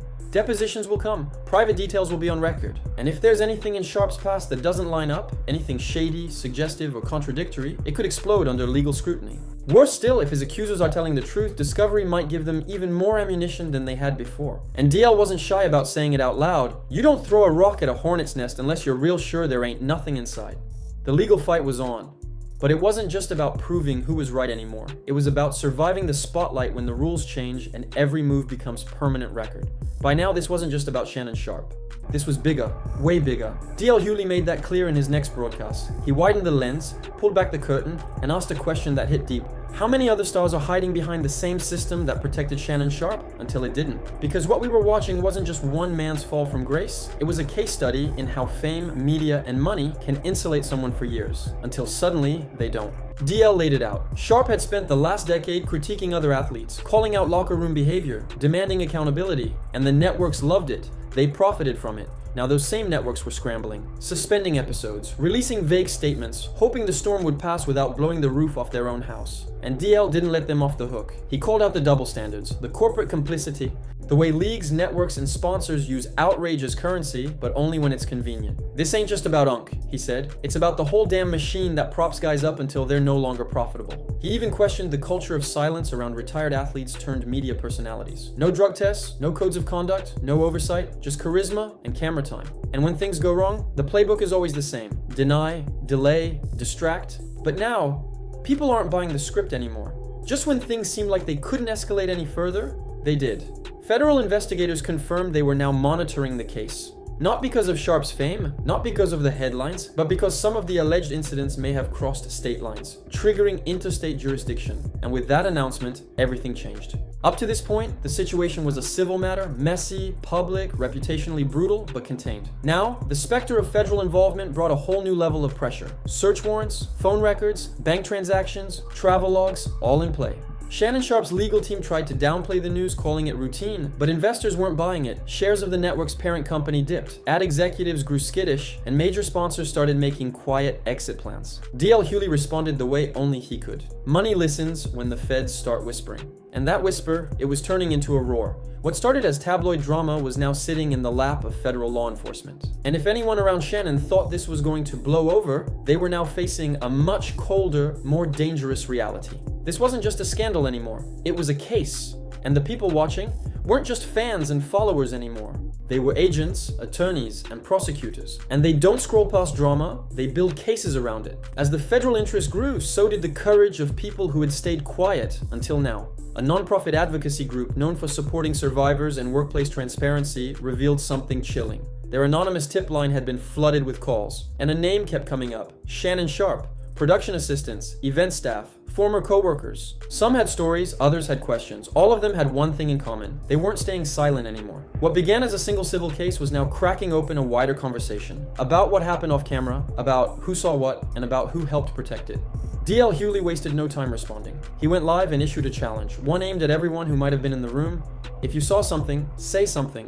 Whether it clears him or condemns him, the truth needs witnesses. This wasn't about piling on, it was about lifting the lid off a culture where red flags were ignored as long as ratings soared. And here's what made it even more intense. Some of the tips weren't about the accusations, they were about the cleanup afterward. Deleted footage, scrubbed text chains, pressure to stay quiet, NDAs, HR reports that vanished. The machine that once protected Sharpe was now under scrutiny itself. And for the first time, it wasn't just about what he did, it was about what others let him do. Because in scandals like this, the spotlight doesn't just land on the star, it lands on everyone who handed him a mic and looked the other way. Facing mounting pressure from the public, sponsors, and now federal eyes, Shannon Sharpe's primary network finally made a move they couldn't avoid any longer. They announced an independent investigation.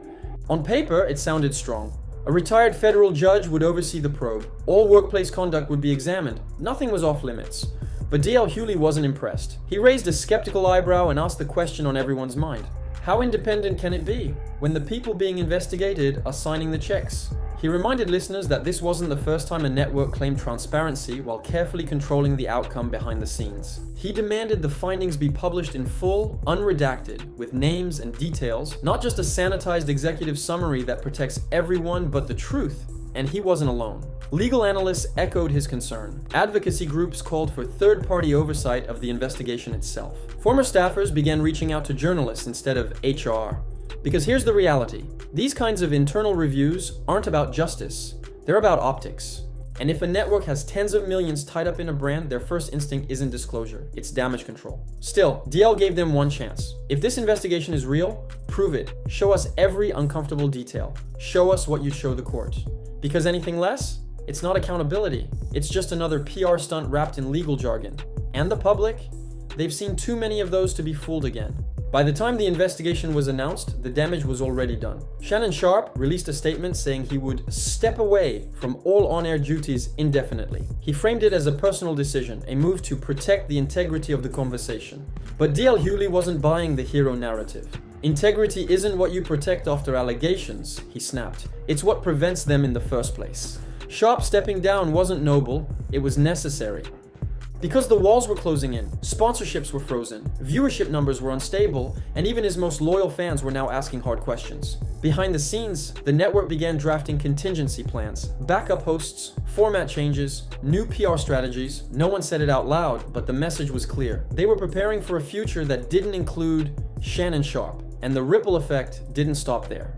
Youth organizations once tied to his name quietly distanced themselves. Charities postponed appearances, brands initiated morality clause reviews on other celebrity partnerships, afraid they'd be next. In a single week, Sharpe's empire, built on credibility, charisma, and consistency, was teetering. But here's what DL kept hammering home. This wasn't just about one man, it was about an entire ecosystem that gives men like him unchecked power, until that power becomes a liability.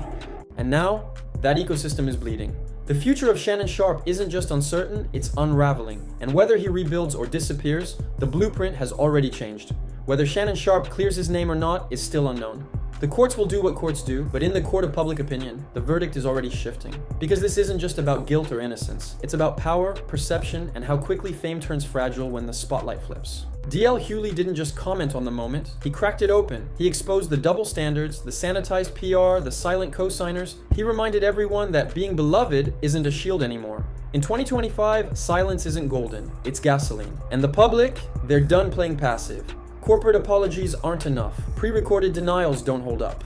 And reputations built on calling out others won't survive being called out themselves, unless they meet the moment with truth, not spin. Sharpe may one day return to the screen. He may rebuild, rebrand, and rewrite his story, but the world he's returning to has changed.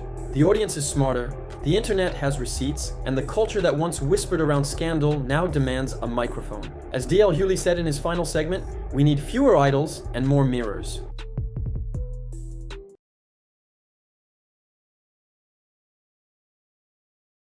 This is going to be such a massive trial, like maybe the biggest Hollywood trial. God knows which way it's going to go. Is it going to go on for weeks? And for sure, weeks. I literally took one sip of my beverage and the whole side of my face felt like I had a stroke. One person who was always anti-Diddy and was always speaking about Diddy as a problematic person was 50 Cent. And it turns out that it's just been announced that he's created a docu-series on Netflix. I can't wait to see this. The other end of that, every person who has tried to speak out about this, who has tried to speak out about the industry, the type of people that are controlling the industry, the attacks that people face from the media if they try to speak out, is always the same. They're called crazy. And an example of one such individual who went through those sorts of attacks is... Isn't that, to my mind, that's one of the bigger hurdles in selecting a jury this coming week, is that there is, at least anecdotally, when I talk to people, they have that opinion, strongly held opinion, that there's celebrity tapes, that they've kind of conflated Epstein, and you mentioned Ghislaine Maxwell and all of these things into Diddy. There's this idea that somehow this is Epstein redux or something. I got on a plane at 5:30 a.m. for this party. I think half of the people there were butt naked. Would you be open to a plea bargain? Well, it's not up to me. It's up to Mr. Combs, and I don't see it happening. Why? Because he believes he's innocent. He believes he's innocent. And what's more, he believes that he needs to stand up, not just for himself, for his family, and for everybody who's been targeted by the federal government. Well, Bill and Sade, accepting a plea agreement would mean that Sean Combs would have to admit to trafficking and force. And today he made it very clear that was not going to happen. Diddy maintained all along these encounters involved consenting adults and plans to take his chances that a jury agrees. What made you come here to support Puff? I'm supporting Puff because he's innocent, and I'm wholeheartedly believing his innocence, and I know he's innocent.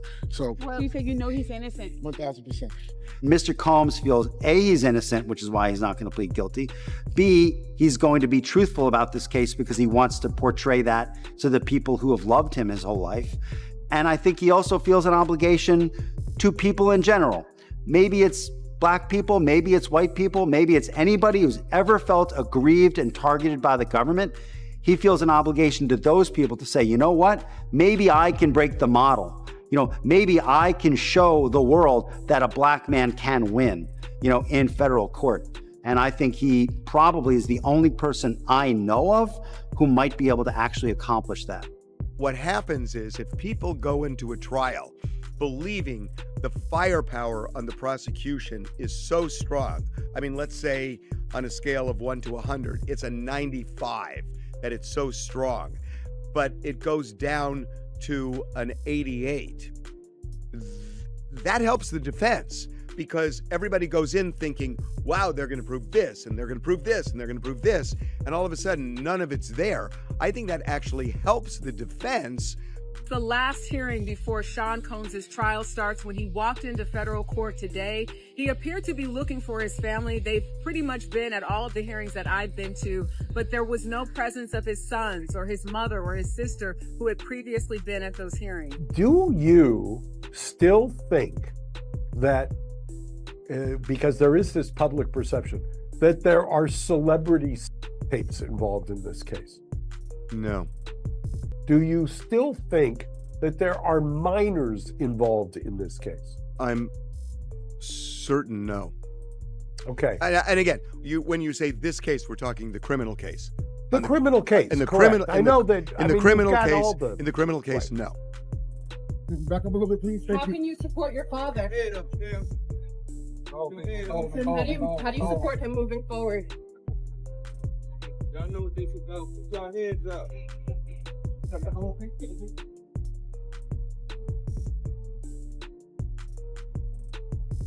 She did, and when the judge did, Diddy, who was sitting at the defense table with his attorneys, did not show any signs of emotion. He took a sip of water before he was led out of the courtroom by the U.S. Marshals. Now, his lawyers have vowed to fight this. They are going to be back in court on Wednesday before the judge who will oversee this trial and try to get Diddy to be released. Now, as far as jury selection goes, I think the biggest takeaway for me is that both sides expect to have all of this done in the matter of 3 days. Now, given just how high profile this trial is, I was kind of stunned that they seem very confident that they will be able to seat a jury in that amount of time. He knows the deck is stacked against him. They've got a ton of evidence. Take the plea deal, dude. Just take it. Well, my guess is that, because we don't know the deal of the plea deal. At least I don't think we do. True. Okay.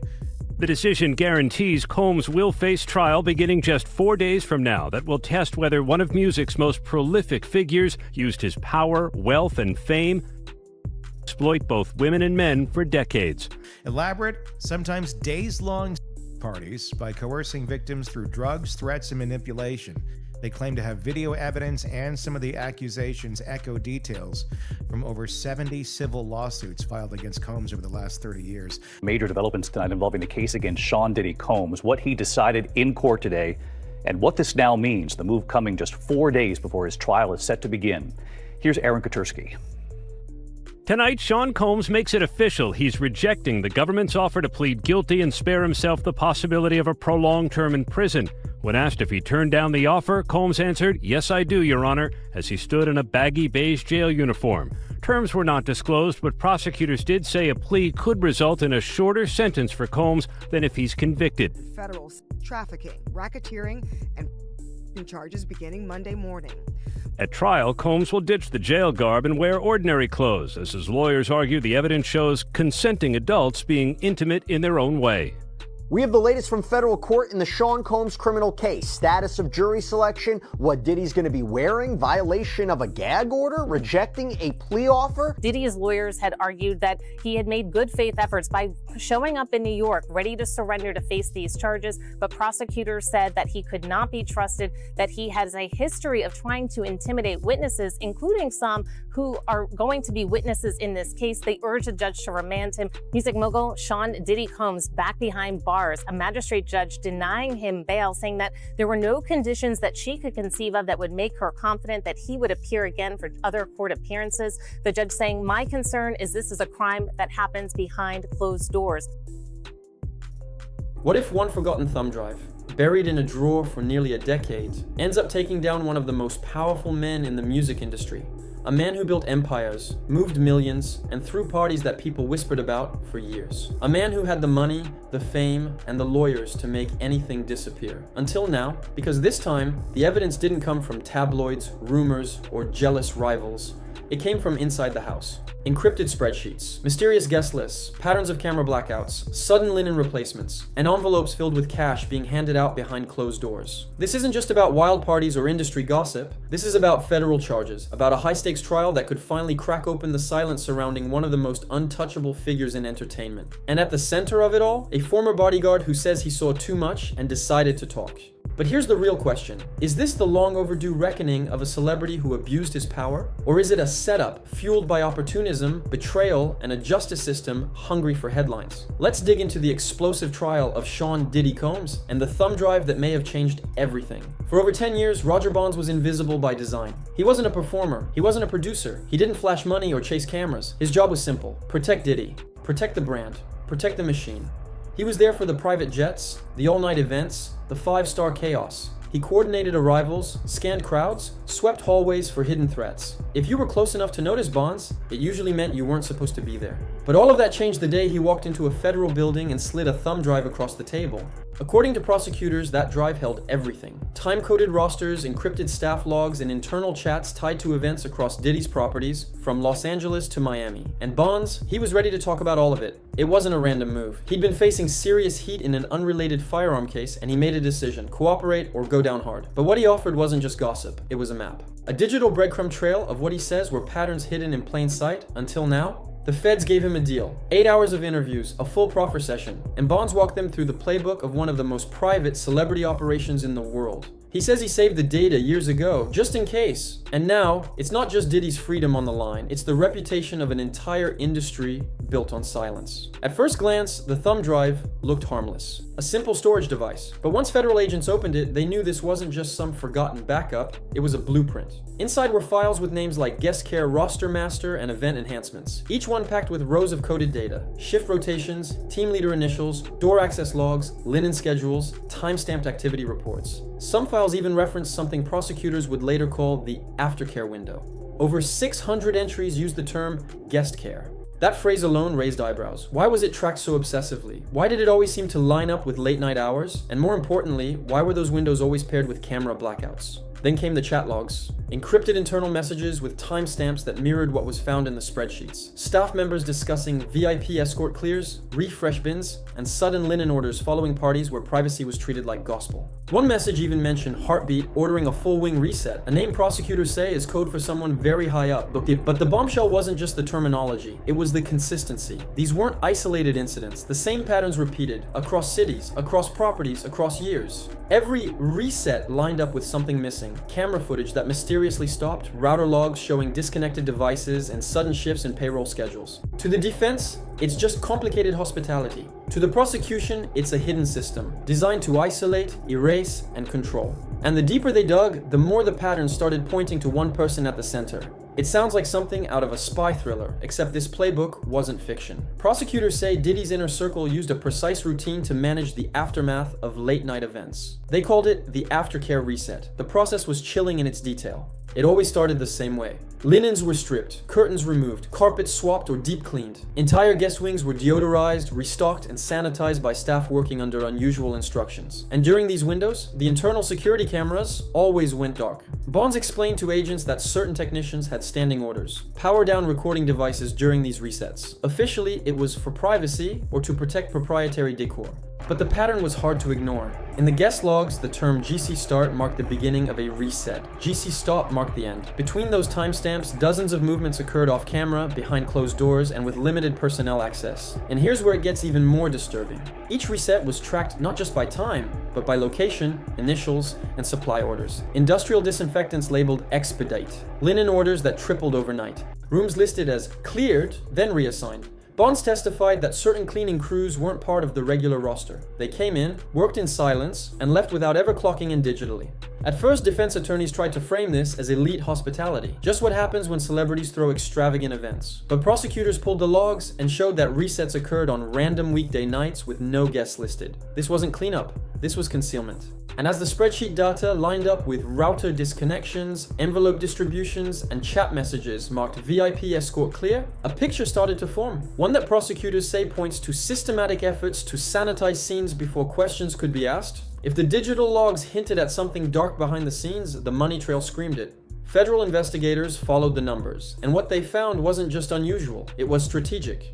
According to financial analysts brought in by the prosecution, Diddy's companies made frequent large cash withdrawals labeled event enhancements. The amounts, sometimes tens of thousands. The timing, always just before or just after one of the so-called resets. But what raised the most alarms weren't the withdrawals, it was what happened next. Those stacks of cash never showed up in payroll. They didn't match contractor invoices or vendor payments. Instead, Bonds claims they were stuffed into envelopes handed out in quiet corners of the estates during the reset windows. He says he personally delivered those envelopes, sometimes in laundry rooms, sometimes in back hallways, and always to staff who had performed extra duties. Prosecutors even introduced a photo, Bonds holding one of those envelopes, standing near a corridor flagged in the digital logs. The defense called it coincidence, but the timestamps matched everything else. Then came the kicker.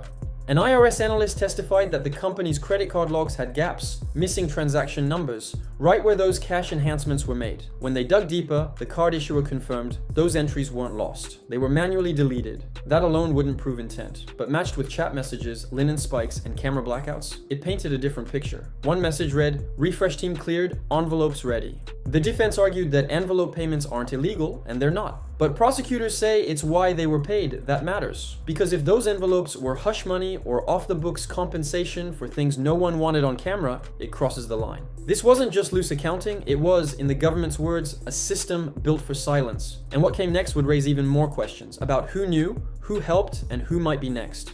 With the evidence mounting, the courtroom became a battleground, not just of facts, but of perception. Roger Bonds, once the silent enforcer behind Diddy's empire, was now the star witness, but the defense wasn't going to let him define the story uncontested. They went straight for his credibility. They brought up a harassment complaint filed against him by a junior staffer in 2013, accusations of verbal intimidation. Bonds admitted it happened, but said it was resolved internally with no action taken. They pointed to civil depositions from years ago where Bonds had praised Diddy as a conscientious employer. His response? Back then, I didn't have the full picture. Defense attorneys argued that Bonds didn't come forward out of principle. He came forward to save himself from a weapons charge that could have put him away for years. To them, he's just another disgruntled employee trying to rewrite history in exchange for a lighter sentence. They called it opportunism, plain and simple, but prosecutors pushed back, hard. They argued that Bonds' story matched the technical evidence down to the minute. The rotor logs, the linen orders, the financial gaps, the metadata from the spreadsheets, it all lined up, and there was the cooperation agreement. If Bonds lied even once, the deal was off. That's a huge risk for someone inventing a story, so who do you believe?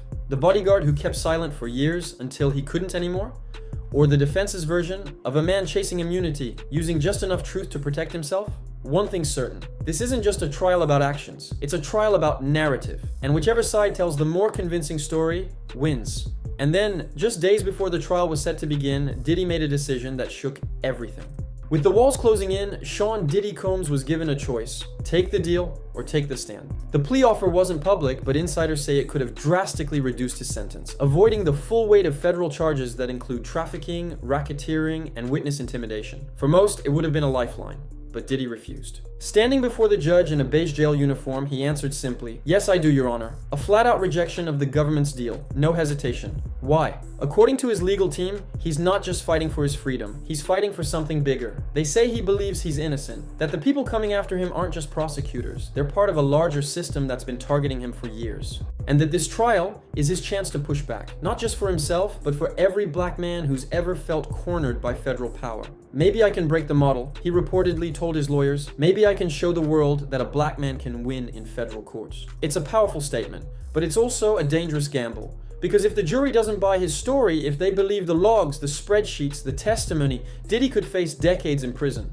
And this isn't a simple celebrity scandal. This is federal court. The stakes are higher, the rules are tighter, and there's no media spin that can change a jury's mind once the evidence starts coming in. Still, he's betting on public opinion and legacy. He's hoping that by standing tall, rejecting the deal, and forcing the government to prove every single accusation, he can reclaim the narrative. But what he didn't count on was that the industry itself might already be turning against him. Long before the thumb drive, the lawsuits, or the courtroom drama, there were whispers. People talked, but only behind closed doors. Assistants who quit suddenly, artists who stopped working with him, staff who refused to go back to certain properties, but no one said it out loud. Because in this industry, speaking out doesn't just get you blacklisted, it gets you destroyed. Prosecutors say the silence wasn't accidental, it was enforced. And now, with federal documents exposed and more witnesses being called, the industry is on edge. One person who did speak up long before the current trial was 50 Cent. For years, he's taken shots at Diddy, on social media, in interviews, even in lyrics. Some called it trolling, others thought it was personal. But now, people are wondering if he knew something long before the headlines did.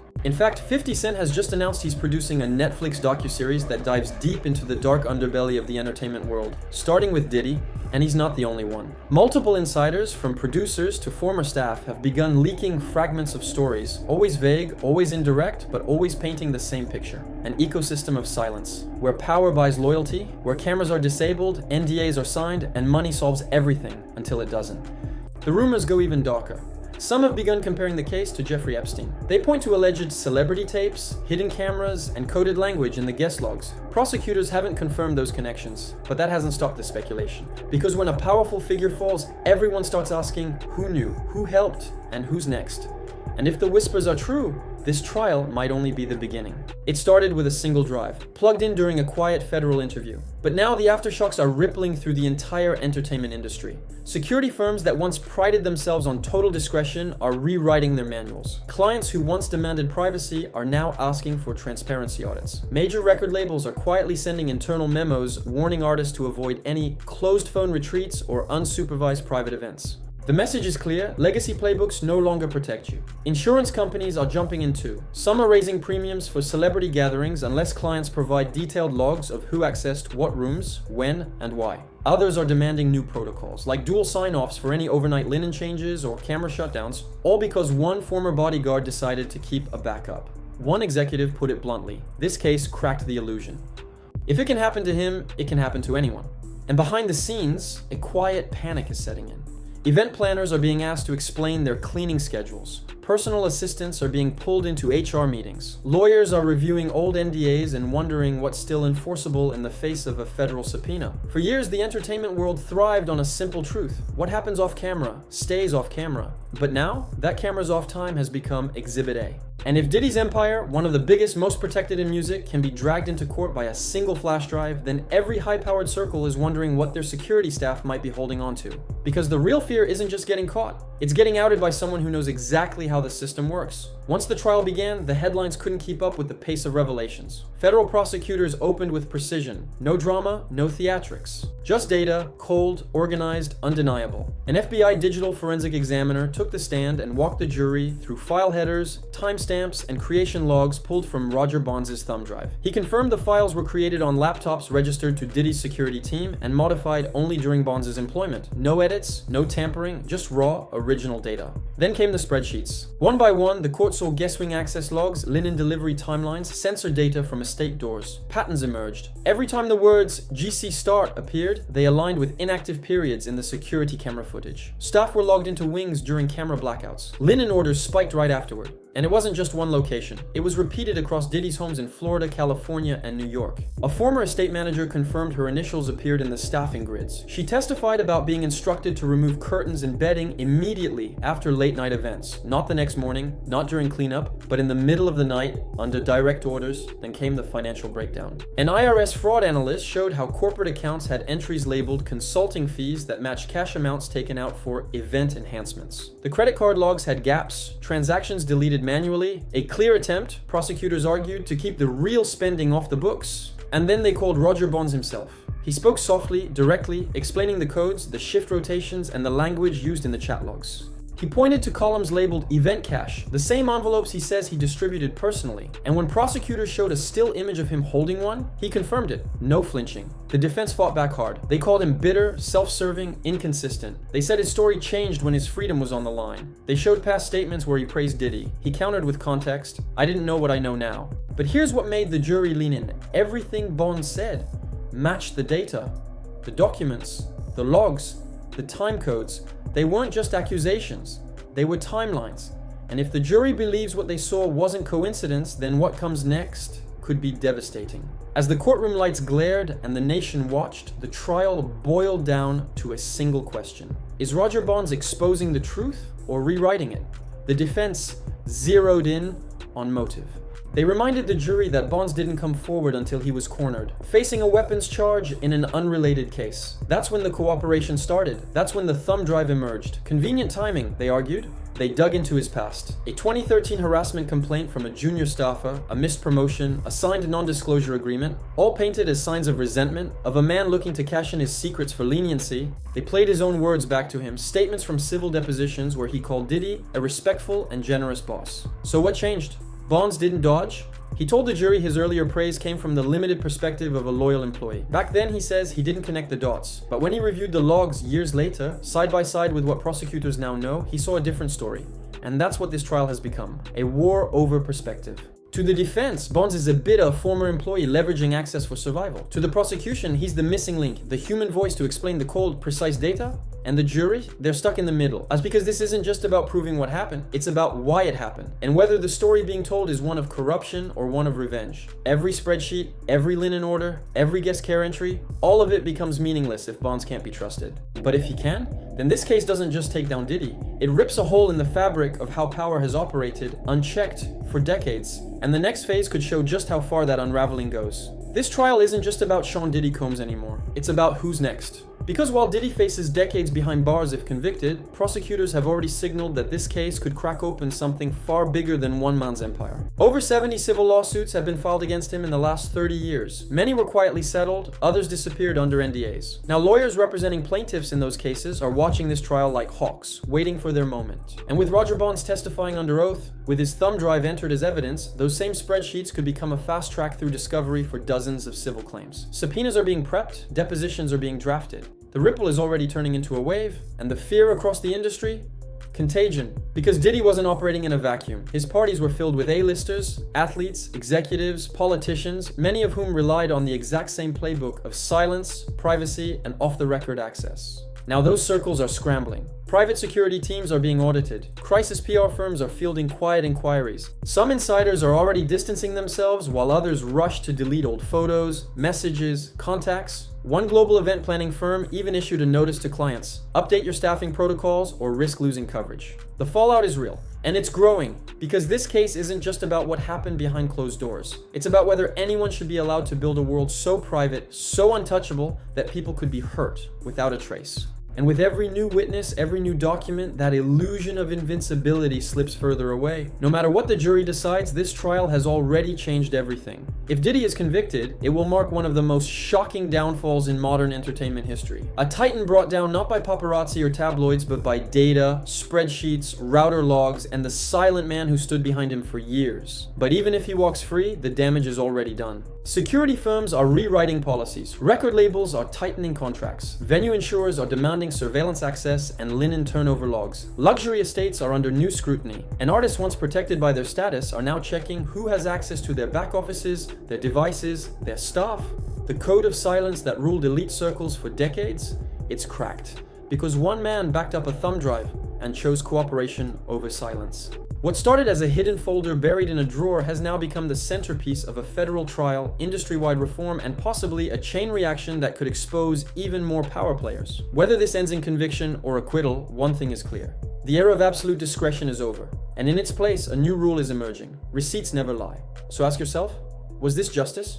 Or just the opening move in a much deeper unraveling of the world's most protected elite? So now you've seen it all. The spreadsheets, the blackouts, the envelopes, the betrayal, the courtroom silence that echoes louder than a headline ever could. This trial isn't just about whether Sean Diddy Combs is guilty or innocent, it's about how far power can stretch before it finally snaps. It's about the systems built to protect the powerful, and what happens when one insider decides to flip the switch. But maybe the real question isn't about Diddy at all. Maybe it's about the silence. How many others built their careers behind shut doors and camera gaps? How many voices were buried under cash, contracts, and NDAs? And how many more thumb drives are out there, waiting? Because when someone like Diddy gets dragged into court by someone who used to guard his front door, you realize this isn't just a scandal. It's a warning. The age of secrets is ending. The receipts are everywhere. And now, even empires can be undone by a single backup file. So what happens next? Well, that depends on who still has something to hide.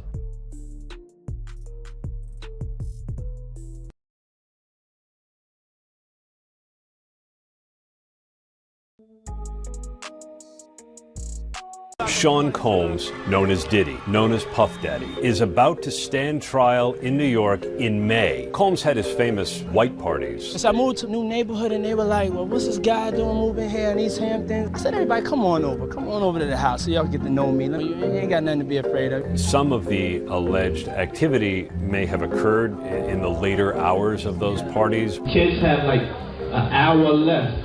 Because this thing turns into something that when y'all get older, y'all don't want to come to. And there are a lot of questions. What he's exactly charged with, who's going to testify, what this case is going to look like. But before we get to those questions, we want to remind everybody how we got here. Where we hanging out and what we doing, we can't really disclose. But it's definitely a 15-year-old's dream. He signed to Usher. I had legal guardianship of Usher when you know he did his first album. I did Usher's first album.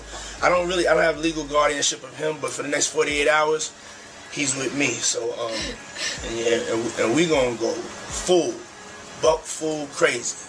Going crazy. Well, Bill and Sade, accepting a plea agreement would mean that Sean Combs would have to admit to trafficking and force.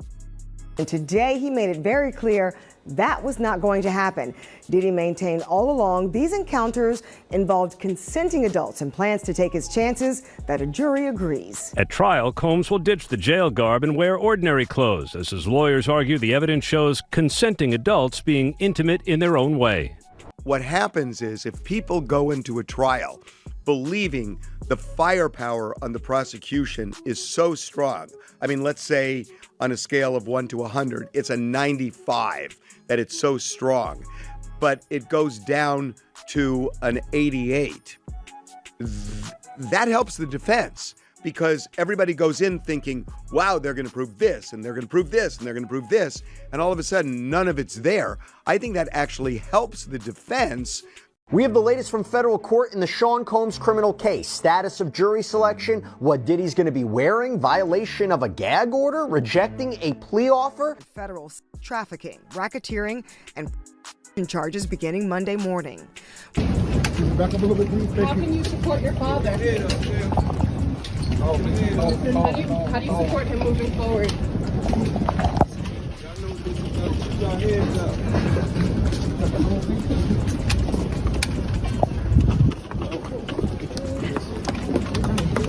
Elaborate, sometimes days-long parties by coercing victims through drugs, threats, and manipulation.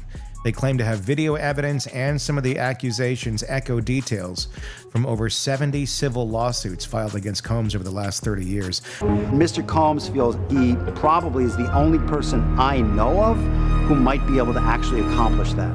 Now, as far as jury selection goes, I think the biggest takeaway for me is that both sides expect to have all of this done in the matter of 3 days. Now, given just how high profile this trial is, I was kind of stunned that they seem very confident that they will be able to seat a jury in that amount of time.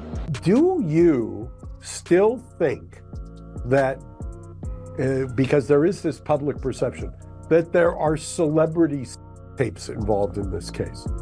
No. do you still think that there are minors involved in this case? I'm certain no. Okay. And again, when you say this case, we're talking the criminal case. The criminal case. In the correct. criminal, I know that. In the criminal case, in the criminal case, no. What made you come here to support Puff? I'm supporting Puff because he's innocent, and I'm wholeheartedly believing his innocence, and I know he's innocent. So You say you know he's innocent. 1,000%. She did, and when the judge did, Diddy, who was sitting at the defense table with his attorneys, did not show any signs of emotion. He took a sip of water before he was led out of the courtroom by the U.S. Marshals. Now, his lawyers have vowed to fight this. They are going to be back in court on Wednesday before the judge who will oversee this trial and try to get Diddy to be released.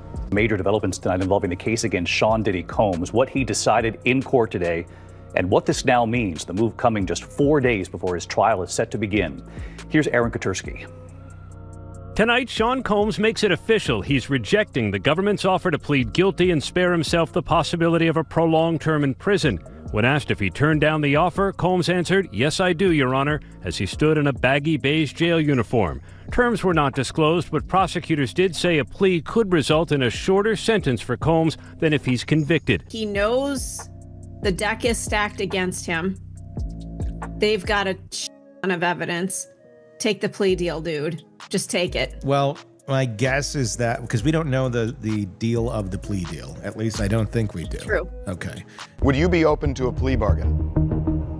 Well, it's not up to me. It's up to Mr. Combs, and I don't see it happening. Why? Because he believes he's innocent.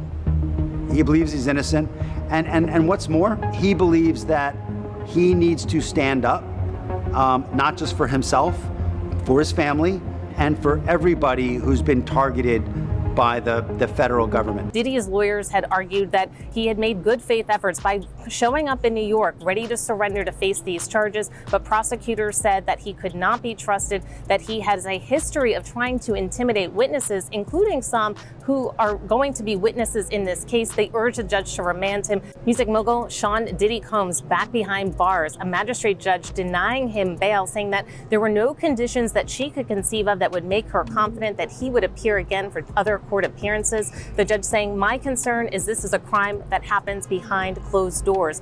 The decision guarantees Combs will face trial beginning just 4 days from now that will test whether one of music's most prolific figures used his power, wealth, and fame to exploit both women and men for decades. Isn't that, to my mind, that's one of the bigger hurdles in selecting a jury this coming week, is that there is, at least anecdotally, when I talk to people, they have that opinion, strongly held opinion, that there's celebrity tapes, that they've kind of conflated Epstein, and you mentioned Ghislaine Maxwell and all of these things into Diddy. There's this idea that somehow this is Epstein redux or something. The last hearing before Sean Combs' trial starts. When he walked into federal court today, he appeared to be looking for his family. They've pretty much been at all of the hearings that I've been to, but there was no presence of his sons or his mother or his sister who had previously been at those hearings. This is going to be such a massive trial, like maybe the biggest Hollywood trial. God knows which way it's going to go. Is it going to go on for weeks? And for sure, weeks. Los Angeles. Federal prosecutors confirmed this morning that investigators have obtained a previously unknown video file supplied by counsel for recording artist Justin Bieber, and that the footage will be incorporated into the government's exhibit list in United States versus Sean Combs. According to an 8-page notice filed under seal and later released in redacted form, the file arrived last week through a secure cloud transfer link accompanied by a sworn declaration from Bieber's legal team. The declaration states that the clip was extracted from a handheld camera memory card kept in long-term storage, and that Bieber viewed and authenticated the content during a recent document review undertaken for civil litigation purposes. Prosecutors describe the file as relevant because the timestamp, embedded metadata, and visual markers place it at a private gathering long alleged but never previously documented on video to feature guest wing access controls central to the government's case. case. The footage runs 14 minutes and 32 seconds and depicts a guest area corridor at a residence owned by a Combs-affiliated holding company. Throughout the clip, multiple uniformed staff members escort small groups of individuals past a static camera position toward an interior door, identified on architectural plans as a restricted wing entrance. During several sequences, the camera pans, capturing radio communications audible via open speaker. A staff member uses the phrase "heartbeat reset" on 3 occasions, language that appears in shift roster spreadsheets earlier, admitted through testimony from former security chief Roger Bonds. Prosecutors contend that the repeated phrase aligns Bieber's footage with other evidence showing a pattern of scheduled door access cycles, camera interruptions, and linen replacement directives. Defense counsel counter that the phrase is innocuous, characterizing it as an internal term for routine guest service refreshment. The court will hold a pre-admission hearing to determine whether jurors may view the entire clip or only limited excerpts. Prosecutors assert that the most compelling element of the video is a voice heard issuing instructions over a handheld radio at 5 distinct points. A forensic audio analyst retained by the government conducted a voice comparison study matching the voice to a Combs executive assistant whose communications appear in previously introduced chat logs. Defense attorneys have requested an independent voice identification examination, arguing that ambient noise and signal compression may compromise accuracy. Judge Aaron Subramanian granted the request, but set an expedited deadline, explaining that the trial schedule cannot absorb prolonged dueling expert testimony. Should the defense expert produce a materially different conclusion, the court will decide whether to conduct a Dober hearing. In conjunction with the video, prosecutors filed a supplemental exhibit chart correlating the footage's time coder increments with network router logs already in evidence. The chart shows synchronized device connections assigned to Bieber's initials at the same access point beacons visible in the frame. Investigators obtained the router logs under a prior warrant and confirmed through device registration tables that Bieber's phone remained active on the network until security staff collected guest devices shortly after arrival. Bieber's declaration explains that he used a separate handheld video camera unrelated to his mobile phone, thereby accounting for simultaneous wireless network logs and continuous video capture.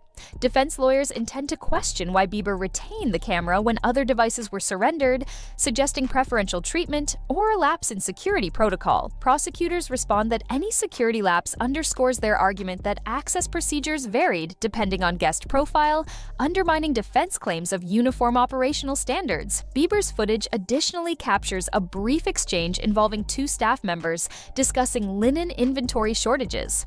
The video shows one worker stating that guest wing refresh bins require immediate replenishment. Prosecutors intend to pair this remark with procurement records showing same-day rush orders for industrial-grade cleaning supplies.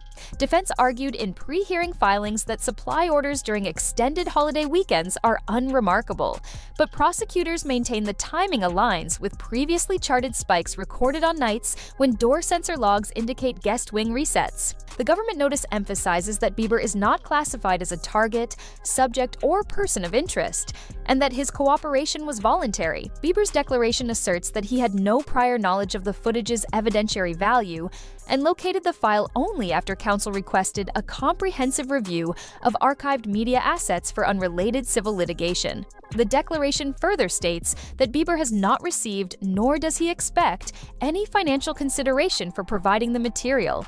Defense attorneys nevertheless signaled they will explore potential civil incentives during cross-examination if prosecutors call Bieber as a live witness. Prosecutors have not yet indicated whether they will seek Bieber's testimonial narrative or rely solely on the authentication declaration and expert corroboration. Legal analysts note that the appearance of new video evidence at this stage carries both probative potential and strategic risk. On one hand, the footage supplies visual documentation of staff movement, radio terminology, and guest wing access previously described only through spreadsheets, audio logs, and witness recollection. On the other hand, introducing new material mid-trial invites defense arguments regarding notice, preparation time, and possible jury prejudice. Judge Subramanian acknowledged those concerns in a minute order, but wrote that the federal rules of criminal procedure allow supplementation if the evidence could not have been obtained earlier with reasonable diligence. The court directed prosecutors to provide the defense a full forensic copy of the file, associated hash values, and examiner's chain of custody logs within 24 hours. Upon public disclosure of the supplemental filing, private event insurers circulated revised advisories to clients. One insurer notified policyholders that any future claims may require proof of continuous video coverage for all guest wing corridors, citing the Bieber clip as proof that handheld devices can preserve metadata even when formal security protocols demand device collection. Risk managers at 3 major labels began drafting updated pre-event checklists, stipulating that any device collection policy must be documented on signed guest consent forms, with clearly defined exceptions for credentialed media equipment. Law firms representing plaintiffs in parallel civil actions quickly filed motions to obtain the Bieber footage under existing protective orders. Defense counsel in those lawsuits opposed immediate release, asserting that civil discovery should not proceed until the criminal matter concludes to avoid witness tampering concerns. A magistrate judge scheduled a joint discovery conference and urged parties to coordinate with the criminal court's confidentiality requirements. Within hours of the filing, social media platforms buzzed with references to Bieber's involvement. Public relations advisors for Bieber issued a brief statement reiterating that he is cooperating in accordance with legal obligations and will not comment further. Entertainment industry commentators debated whether Bieber's file materially shifts the evidentiary balance or merely corroborates patterns already suggested by technical exhibits. Some observers stressed that juror comprehension often increases when data points are presented through visual media, rather than spreadsheets or log tables. Defense attorneys released a short press statement suggesting the video lacks context, stating that any large-scale private event will feature schedule adjustments, linen turnovers, and controlled access to maintain privacy. They also argued that a single clip depicting staff movement does not demonstrate unlawful conduct and warned against trial by social media headlines. Prosecutors responded during an afternoon sidebar that they do not intend to present the footage as standalone proof of misconduct, but will integrate it within the broader mosaic of documentary and testimonial evidence already in the record. Experts retained by media outlets observed that the chain of custody certification appears airtight on its face. The FBI lab produced a report indicating that the file's SHA-256 hash has remained consistent through each copying stage, and that EXIF metadata bears no indication of tampering software or re-encoding artifacts. Defense counsel hinted they may retain a private digital forensics firm to examine the same forensic image. In similar cases, courts have ruled that dueling experts may testify if their methodologies differ materially, but the judge reiterated that any redundant technical testimony must be limited to prevent undue delay. Logistically, the court adjusted the witness schedule, moving a supply chain analyst to the following week to allow the defense opportunity to review the new exhibit. The judge denied a defense motion for a continuance longer than 48 hours, reasoning that the underlying metadata had been available in discovery for months, and that the new clip merely adds corroborative imagery. Advocacy organizations for performer safety seized on the latest development to advance calls for statutory protections.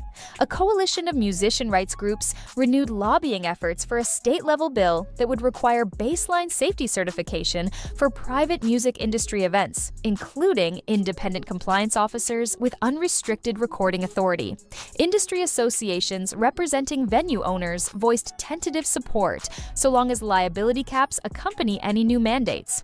The property where the footage was recorded, identified in earlier filings as a Los Angeles residence, has already transferred into nonprofit ownership following a court-approved forfeiture sale. Renovation plans are under review by municipal authorities, with organizers stating that the guest wing corridor captured in the Bieber footage will be preserved as a training exhibit demonstrating the importance of transparent egress routes. Financial markets reacted modestly to the filing. A beverage brand partner previously linked to Combs saw a 2% intraday decline before recovering in late trading. Analysts attributed the volatility to headline risk rather than material business changes, noting that corporate sponsors began phasing out promotional content featuring Combs months earlier.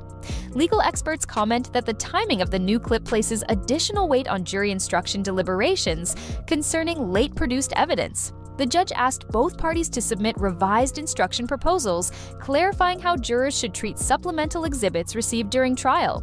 prosecutors favor language directing jurors to evaluate all admitted evidence equally, regardless of chronology. The defense seeks an instruction reminding jurors that late disclosure can impair cross-examination. The court will rule at the upcoming charge conference. Whether Bieber will appear in person remains undecided. Prosecutors say his in-court testimony would authenticate the footage definitively and provide context regarding device collection policies. The defense argues that in-person testimony would open irrelevant lines of questioning about celebrity relationships and could bias jurors. Judge Subramanian stated that the court will rule on witness necessity after hearing the defense experts' preliminary findings on voice identification and metadata integrity. If admitted in full, the Bieber footage will be played during the government's rebuttal case, likely following expert testimony on digital recording reliability. Should the defense succeed in excluding portions deemed inflammatory or cumulative, the jury may see only the corridor sequences without accompanying radio chatter. Either way, analysts say the existence of contemporaneous, time-stamped video represents a significant evidentiary development, particularly because it appears to bridge the gap between technical logs and human observation. The next scheduling order directs counsel to complete voice identification briefing within 3 business days.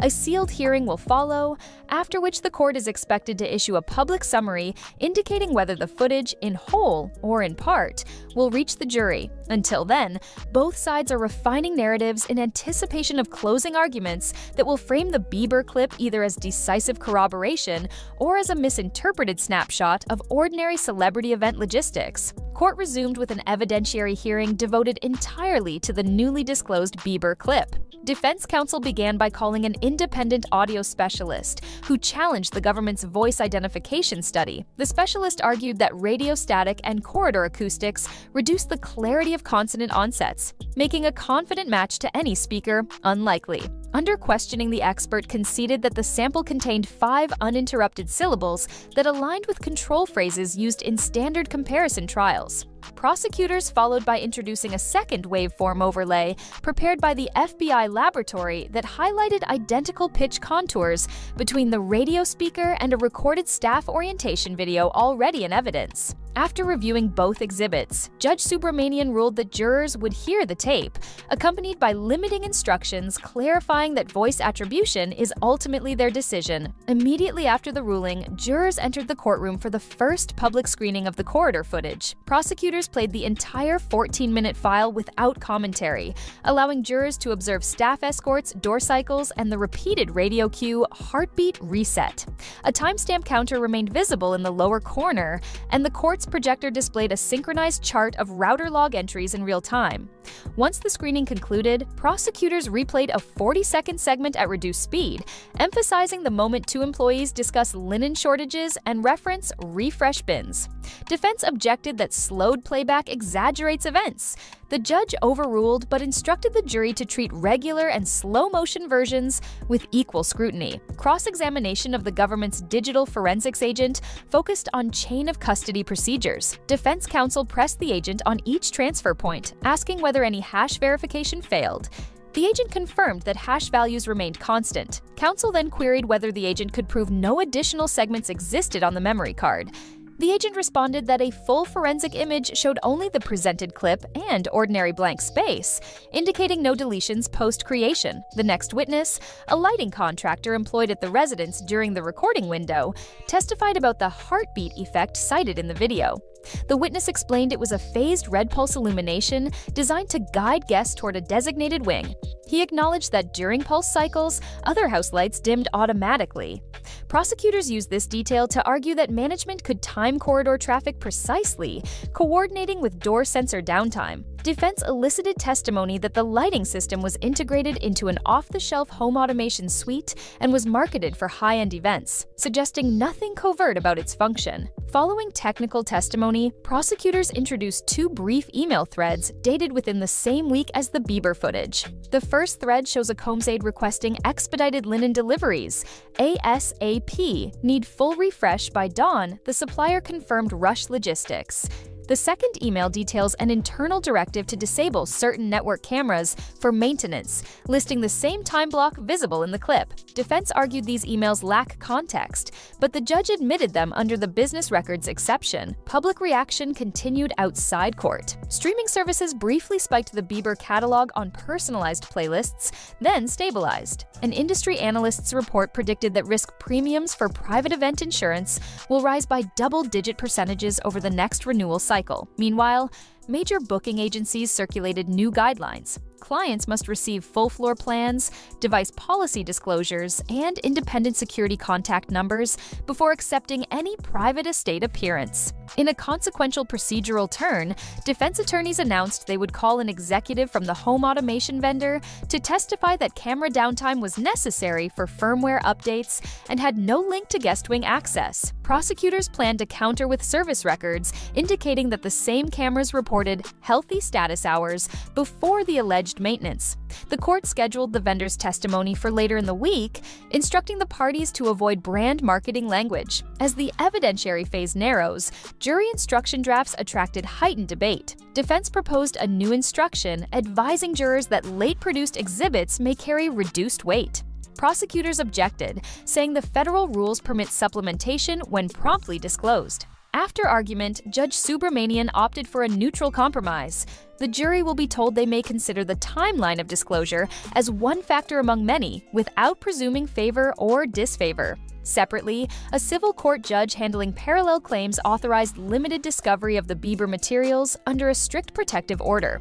The ruling specifies that counsel may review but not copy the footage and must conduct all examinations in a secure evidence room.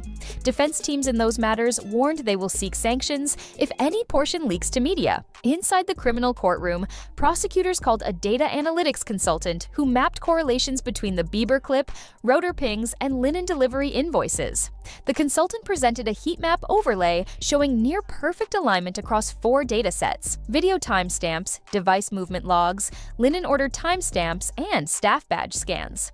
Defense challenged the visualization as potentially misleading, but the judge ruled it admissible, citing demonstrative value supported by underlying records. With technical groundwork complete, prosecutors rested their rebuttal case. The defense moved for judgment of acquittal, arguing the evidence remained circumstantial. The court denied, finding that the aggregated exhibits and witness testimony provide a record sufficient for jury consideration. Closing arguments are scheduled to begin after a brief recess to finalize instructions. Prosecutors will emphasize the convergence of independent data sources: video, router logs, supply invoices, lighting controls, paired with direct testimony from insiders such as Roger Bonds. The defense intends to portray each data point as an innocuous fragment, misinterpreted through hindsight, accentuating their theme that high-profile hospitality inherently generates unusual schedules and logistics. Meanwhile, legislative interest continues to grow. A draft statute now titled the Creative Industry Guest Safety Act includes funding for anonymous hotlines, mandatory event audit certifications, and penalties for withholding access to personal communication devices. Hearings are set for the next legislative session. Regardless of the trial's outcome, the sudden emergence of authenticated footage from a widely recognized performer underscores the increasing role personal archives can play in corporate governance disputes. Experts anticipate broader contractual reforms, including clauses that safeguard the right of third-party documentation and ensure transparent record retention policies. These measures, once optional checklist items, are quickly becoming industry norms as stakeholders absorb the lessons of a trial reshaped by 14 minutes of corridor video and synchronized metadata.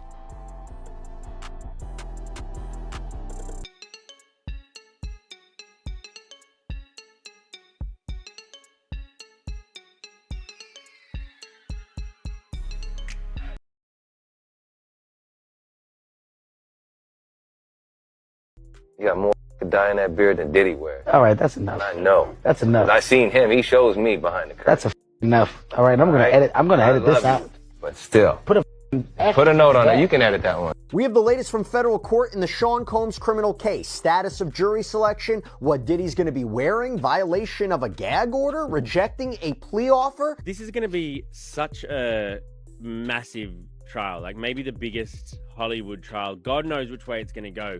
Are they gonna? Is it gonna go on for weeks and? Oh, for sure, weeks. The decision guarantees Combs will face trial beginning just 4 days from now that will test whether one of music's most prolific figures used his power, wealth, and fame to exploit both women and men for decades. What happens is if people go into a trial believing the firepower on the prosecution is so strong, I mean, let's say on a scale of 1 to 100, it's a 95 that it's so strong, but it goes down to an 88.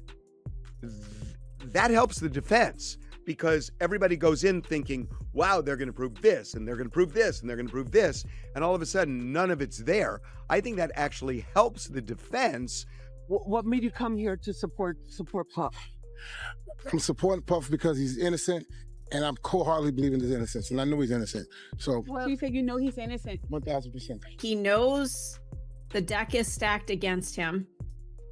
They've got a ton of evidence. Take the plea deal, dude. Just take it. Well, my guess is that because we don't know the deal of the plea deal. At least I don't think we do. True. Okay. Well, Bill and Sade, accepting a plea agreement would mean that Sean Combs would have to admit to trafficking and force. And today he made it very clear that was not going to happen. Diddy maintained all along these encounters involved consenting adults and plans to take his chances that a jury agrees. The last hearing before Sean Combs' trial starts. When he walked into federal court today, he appeared to be looking for his family. They've pretty much been at all of the hearings that I've been to, but there was no presence of his sons or his mother or his sister who had previously been at those hearings. Back up a little bit, please. How can you support your father? How do you support him moving forward? Y'all know what this is about. Put your hands up.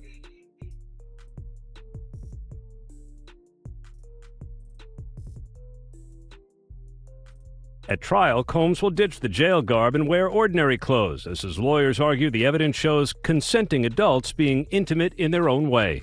Isn't that, to my mind, that's one of the bigger hurdles in selecting a jury this coming week, is that there is, at least anecdotally, and when I talk to people, they have that opinion, strongly held opinion, that there's celebrity tapes, that they've kind of conflated Epstein, and you mentioned Ghislaine Maxwell and all of these things into Diddy. There's this idea that somehow this is Epstein redux or something. Major developments tonight involving the case against Sean Diddy Combs, what he decided in court today, and what this now means, the move coming just 4 days before his trial is set to begin.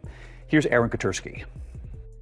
Tonight, Sean Combs makes it official. He's rejecting the government's offer to plead guilty and spare himself the possibility of a prolonged term in prison. When asked if he turned down the offer, Combs answered, "Yes, I do, Your Honor," as he stood in a baggy beige jail uniform. Terms were not disclosed, but prosecutors did say a plea could result in a shorter sentence for Combs than if he's convicted. Music mogul Sean Diddy Combs back behind bars, a magistrate judge denying him bail, saying that there were no conditions that she could conceive of that would make her confident that he would appear again for other court appearances. The judge saying, "My concern is this is a crime that happens behind closed doors."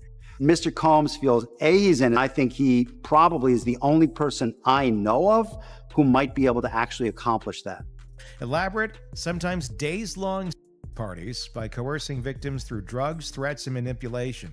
They claim to have video evidence, and some of the accusations echo details from over 70 civil lawsuits filed against Combs over the last 30 years. Now, as far as jury selection goes, I think the biggest takeaway for me is that both sides expect to have all of this done in the matter of 3 days. Now, given just how high profile this trial is, I was kind of stunned that they seem very confident that they will be able to seat a jury in that amount of time. Do you still think that, because there is this public perception, that there are celebrity tapes involved in this case? No. Do you still think that there are minors involved in this case? I'm certain no. Okay. And again, when you say this case, we're talking the criminal case. The criminal case. In the correct. criminal, I know that. In the criminal case, no. She did. And when the judge did, Diddy, who was sitting at the defense table with his attorneys, did not show any signs of emotion. He took a sip of water before he was led out of the courtroom by the U.S. Marshals. Now, his lawyers have vowed to fight this. They are going to be back in court on Wednesday before the judge who will oversee this trial and try to get Diddy to be released. Federal trafficking, racketeering, and charges beginning Monday morning. Would you be open to a plea bargain? Well, it's not up to me. It's up to Mr. Combs, and I don't see it happening. Why? Because he believes he's innocent. He believes he's innocent. And what's more, he believes that he needs to stand up, not just for himself, for his family, and for everybody who's been targeted by the federal government. Diddy's lawyers had argued that he had made good faith efforts by showing up in New York, ready to surrender to face these charges, but prosecutors said that he could not be trusted, that he has a history of trying to intimidate witnesses, including some who are going to be witnesses in this case. They urged the judge to remand him. What if everything you thought you knew about one of hip-hop's most powerful icons was a complete lie? For years, Sean Diddy Combs stood at the top mogul, millionaire, music legend. But now, he's locked in a federal courtroom, accused of crimes so dark, so damaging, that even his closest allies are running for cover. He's turned down a plea deal. He's facing allegations that span decades. And if the prosecutors are right, Diddy didn't just throw parties, he orchestrated something far more sinister behind closed doors. Under the protection of fame and money, with over 70 civil suits piling up, raids on his mansions, and former executives flipping against him. The real question isn't will he be found guilty? It's this: how far does the rabbit hole really go? Because what's unraveling now isn't just a criminal case. It's a cultural earthquake, one that could take down much more than just a man. But this story doesn't begin in the courtroom. It begins with one defiant word from Diddy himself: no. In a moment that stunned everyone watching, Sean Combs stood before the judge and flat out rejected the government's offer. No deal, no compromise, no admission of guilt. Even with federal charges that could lock him away for decades, Diddy refused to plead out. Why? Because that deal came with a catch. He'd have to admit to trafficking and coercion, and for someone who spent years building an empire on image, status, and control, saying yes would mean everything crumbles in public. Instead, Diddy's betting on the jury that 12 strangers will believe his version of the story, that what happened behind the walls of his mansions was all between consenting adults. But prosecutors aren't seeing it that way. They claim this wasn't just celebrity excess, it was manipulation, power abuse, and a long-running system designed to trap and silence. And by refusing that deal, Diddy didn't just raise the stakes. He lit the match. Because now the full weight of the justice system is aimed right at him. And the courtroom battle, it's just beginning. Next up, the judge's chilling warning, and why she said there was no way she could let Diddy walk free. The courtroom fell silent when the judge delivered her decision. No bail, no leniency, no exceptions. Sean Combs was going back to jail. Wearing a beige prison uniform, he stood motionless as the judge spelled it out. There are no conditions I can impose that would make me confident Mr. Combs will return to face trial. In plain English, she didn't trust him. Not with his money, not with his influence, not with his past. Federal prosecutors argued he had a long track record of intimidating witnesses, the same people now lined up to testify against him. They said this wasn't a misunderstanding, or even just a crime of ego. This was about control behind closed doors. Beyond the cameras, with power few could resist and fewer dared question. The judge agreed. And just like that, the man once known as a king of the music industry was handed over to U.S. Marshals and walked out of court without a single show of emotion. Not a tear, not a word, just a sip of water and silence. But the silence wouldn't last, because outside the courtroom, Hollywood was already cracking. Next up, a growing storm of panic and denial as celebrities rushed to cut ties before it was too late. The shockwaves didn't stop at the courtroom doors. They spread straight through Hollywood fast. Mark Wahlberg was one of the first to speak up. Outside, an F-45 gym in Santa Monica, he didn't sugarcoat it. Anyone who steps near that courthouse is stepping into a storm they can't control. And he was right. Behind the scenes, agents, publicists, and execs were scrambling. Phone calls flew. Contracts got reviewed. People who once built careers with Diddy's help started ghosting him overnight. Festivals began reconsidering their lineups. 4 rising rap stars pulled out of a summer tour. Why? Because even standing next to this case, even silently could tank their careers. Spotify removed his curated playlists. Apple Music slapped content warnings on his albums. And fashion houses quietly ended collaborations behind the scenes. This wasn't just celebrity drama anymore. It was brand risk, PR suicide, and everyone with something to lose was running. But for Diddy, the empire was already bleeding from within. Because next, someone from the inside flipped. And once that first domino fell, there was no stopping the rest. For years, the whispers followed him. But now, they're evidence. Federal prosecutors say this wasn't just about wild celebrity parties. They say it was something darker, a pattern, a system, a blueprint for control. The allegations span decades, more than 70 civil lawsuits. Some claim victims were drugged, others say they were coerced. Almost all describe being silenced by fear, by money, or both. And the feds claim to have the receipts. Literally, they say there's video evidence, text messages, ledgers, flight logs, accounts of days-long parties where the line between pleasure and pressure disappeared completely. But even with alls, this isn't just about what happened. It's about who knew and who helped cover it up. Because this wasn't one person acting alone. It was a machine. And the people closest to Diddy, they were part of it. Or at least they were, until the walls started closing in, and that's when the digital war began. The raids, the seized hard drives, the fight over what the government had and how far it could go. Federal agents weren't just knocking on doors, they were kicking them in. In back-to-back raids, law enforcement stormed Diddy's properties in Los Angeles and Miami, seizing everything, hard drives, cell phones, private servers. They even cloned systems from Bad Boy Entertainment itself. What were they looking for? Proof. Proof that the stories weren't just rumors. Proof that this was all part of a larger, deliberate operation, but Diddy's legal team hit back. They accused the feds of overreach, calling the investigation reckless and the evidence double-counted sensationalism. They filed motion after motion to have the digital files thrown out of court, because inside those drives, there could be enough to bury him. Or maybe, just maybe, not enough to stick. It's a digital tug of war, with decades of his career, his legacy, and possibly his freedom hanging in the balance. But while the lawyers argued over hard drives and warrants, one of Diddy's own stepped forward and changed everything. Because next, a trusted insider flipped, and once the government had one witness from inside the empire, others followed. It only took one. Harve Pierre, a longtime executive at Bad Boy Records, and once one of Diddy's most trusted insiders, flipped. He didn't just talk. He handed over documents, emails, and what prosecutors called substantial financial records. Suddenly, the government had a roadmap. Then came Crystal Flores, a former tour accountant. In a signed statement, she detailed off-book payments, private jet flights, and massive cash advances. At times, she said, over $2 million was handed out in a single quarter, with no paper trail. These weren't outsiders throwing shade. These were people who sat at the table, who knew the logistics, who watched it all happen, and once they flipped, the message was clear, the silence was over. Behind the scenes, more insiders were being approached, more subpoenas were being drafted, and more.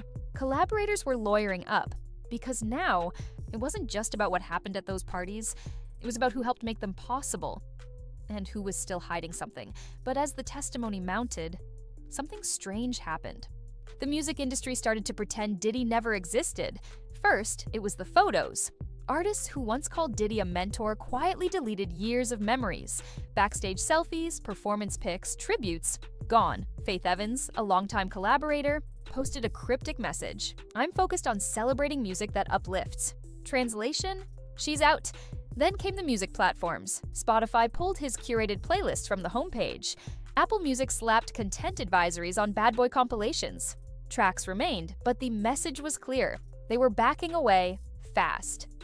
It didn't stop there. At least 4 rising rap stars pulled out of a summer tour. Managers warned even a casual appearance near Diddy's name could spark online backlash. Fashion brands paused collaborations. Liquor deals evaporated, and suddenly, the man, who once ruled the airwaves, was being erased in real time. No press releases, no grand statements, just silence and scrubbing. Because in this business, loyalty has a limit, And when brand risk meets public outrage, the exit doors swing wide open. But behind all that corporate distancing, there was something even bigger unraveling: the core of Diddy's empire, his business ventures, his media company, and the investors now second-guessing everything. Behind the polished statements and quiet exits, panic was spreading through the industry boardrooms. Shepherd Capital, a major venture fund, pulled the plug on a $12 million investment in Revolt, Diddy's own media company. No scandal-friendly buffer, no wait and see, just hold the money, we're out.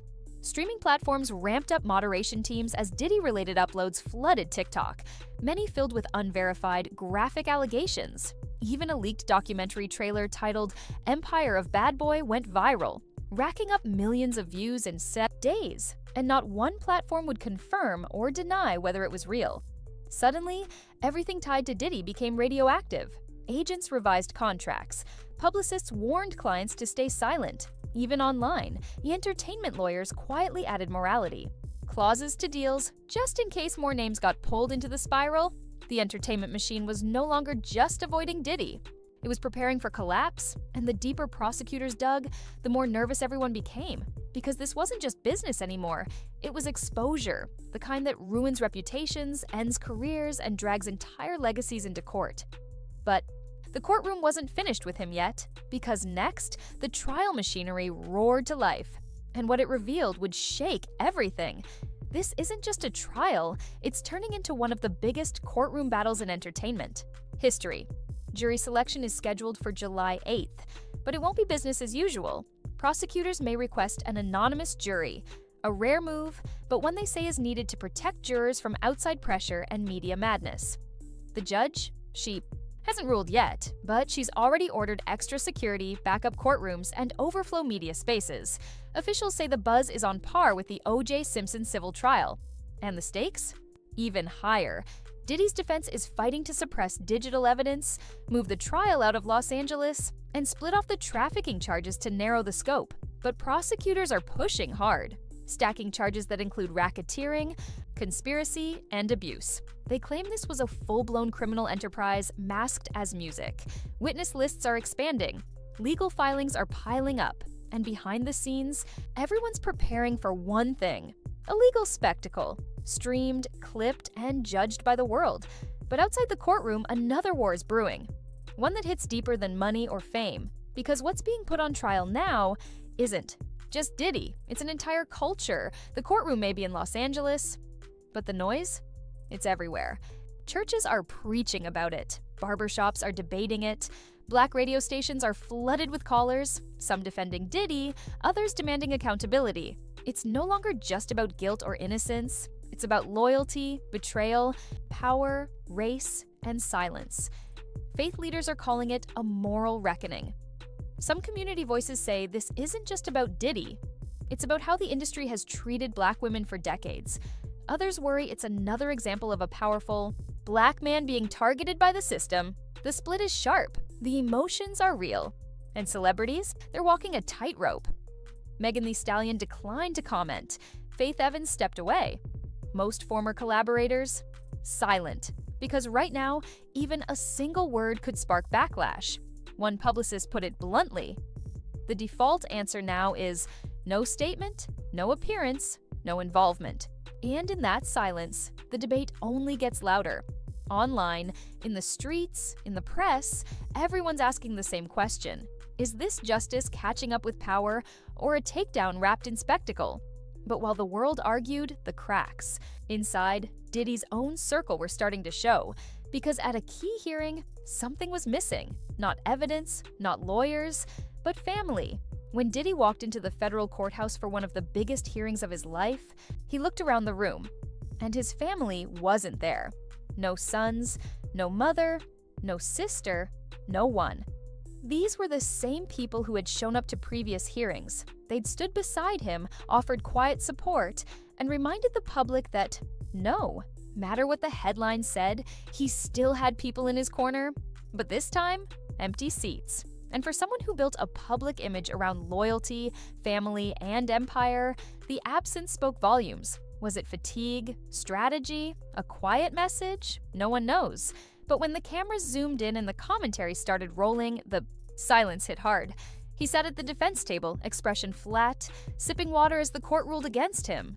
No outburst, no emotion, just isolation, and the beginning of what looked like a slow, public unraveling of the image he spent decades crafting. But if the courtroom felt cold, the prosecutors were just heating up. Because while the defense focused on damage control, the government kept building something much bigger, a case that could reshape the rules for everyone in the entertainment world.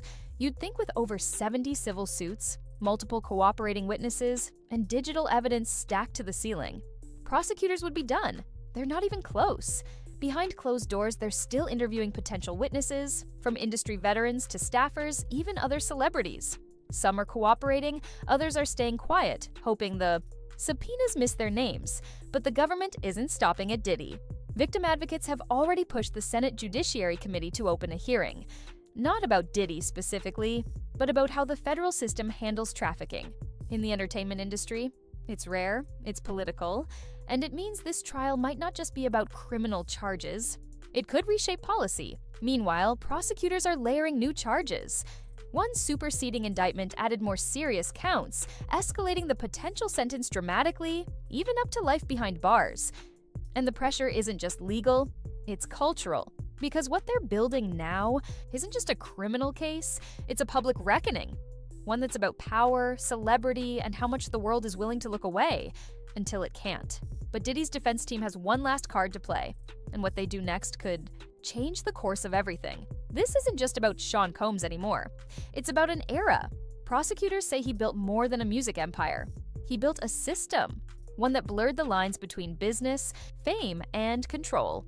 Music historian Nelson George called it what many are now thinking: a judgment on an era when hip-hop moguls blurred the line between art and unregulated hustle. And it's not just academics talking. Inside studios and streaming platforms, inside fashion brands and tour promoters, executives are panicking because this trial is pulling the curtain back on an entire generation of unchecked power. Artists are rethinking partnerships. Labels are rewriting contracts. Insurance firms are slapping new clauses into event policies. Why? Because if even a fraction of these allegations stick, this won't stop with Diddy. There are whispers of others, of names, of cover-ups. It's forcing the industry to look at itself in the mirror. And not everyone likes what they see. This is no longer about justice for one case. It's about how the entertainment machine enabled silence, protected power, and called it business. But now the mask is off, and the question is, what happens when an entire culture gets called to the stand? Because next we come full circle to the empire Diddy built and how fast it might come crashing down. He built an empire. He named it Bad Boy. And for decades, it was untouchable. Sean Combs didn't just make music. He shaped a generation. The suits, the swagger, the sound, it was all him. Until now. Now the headlines say racketeering. Now the court documents say trafficking.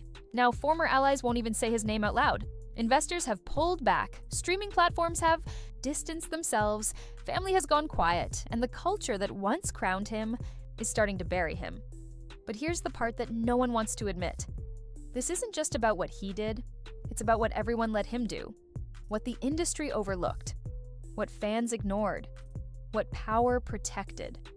And whether he's found guilty or not, the damage is done.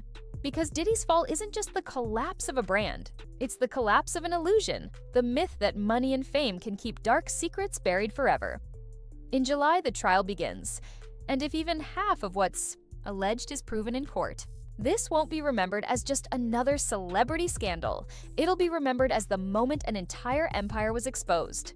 Brick by brick, beat by beat. The question now isn't whether Bad Boy falls, it's how much of the industry comes down with it. What started as whispers has become a reckoning. Sean Diddy Combs spent decades at the center of the culture, shaping sounds, building brands, making stars. But now, he's at the center of something else entirely. A criminal case that threatens to destroy his legacy, an industry fallout that's silencing his name, a cultural shift that's forcing people to ask hard questions about power, protection, and who we choose to believe. Whether Diddy walks free or not, this trial will leave a mark. On the fans, on the business, on every artist who ever thought their fame made them untouchable, and while the courts sort through the evidence, the world is watching. not just to see if he's guilty, but to see how deep this goes. Because if the stories are true, even partially, then this isn't just a downfall, it's the end of an era and the beginning of something much darker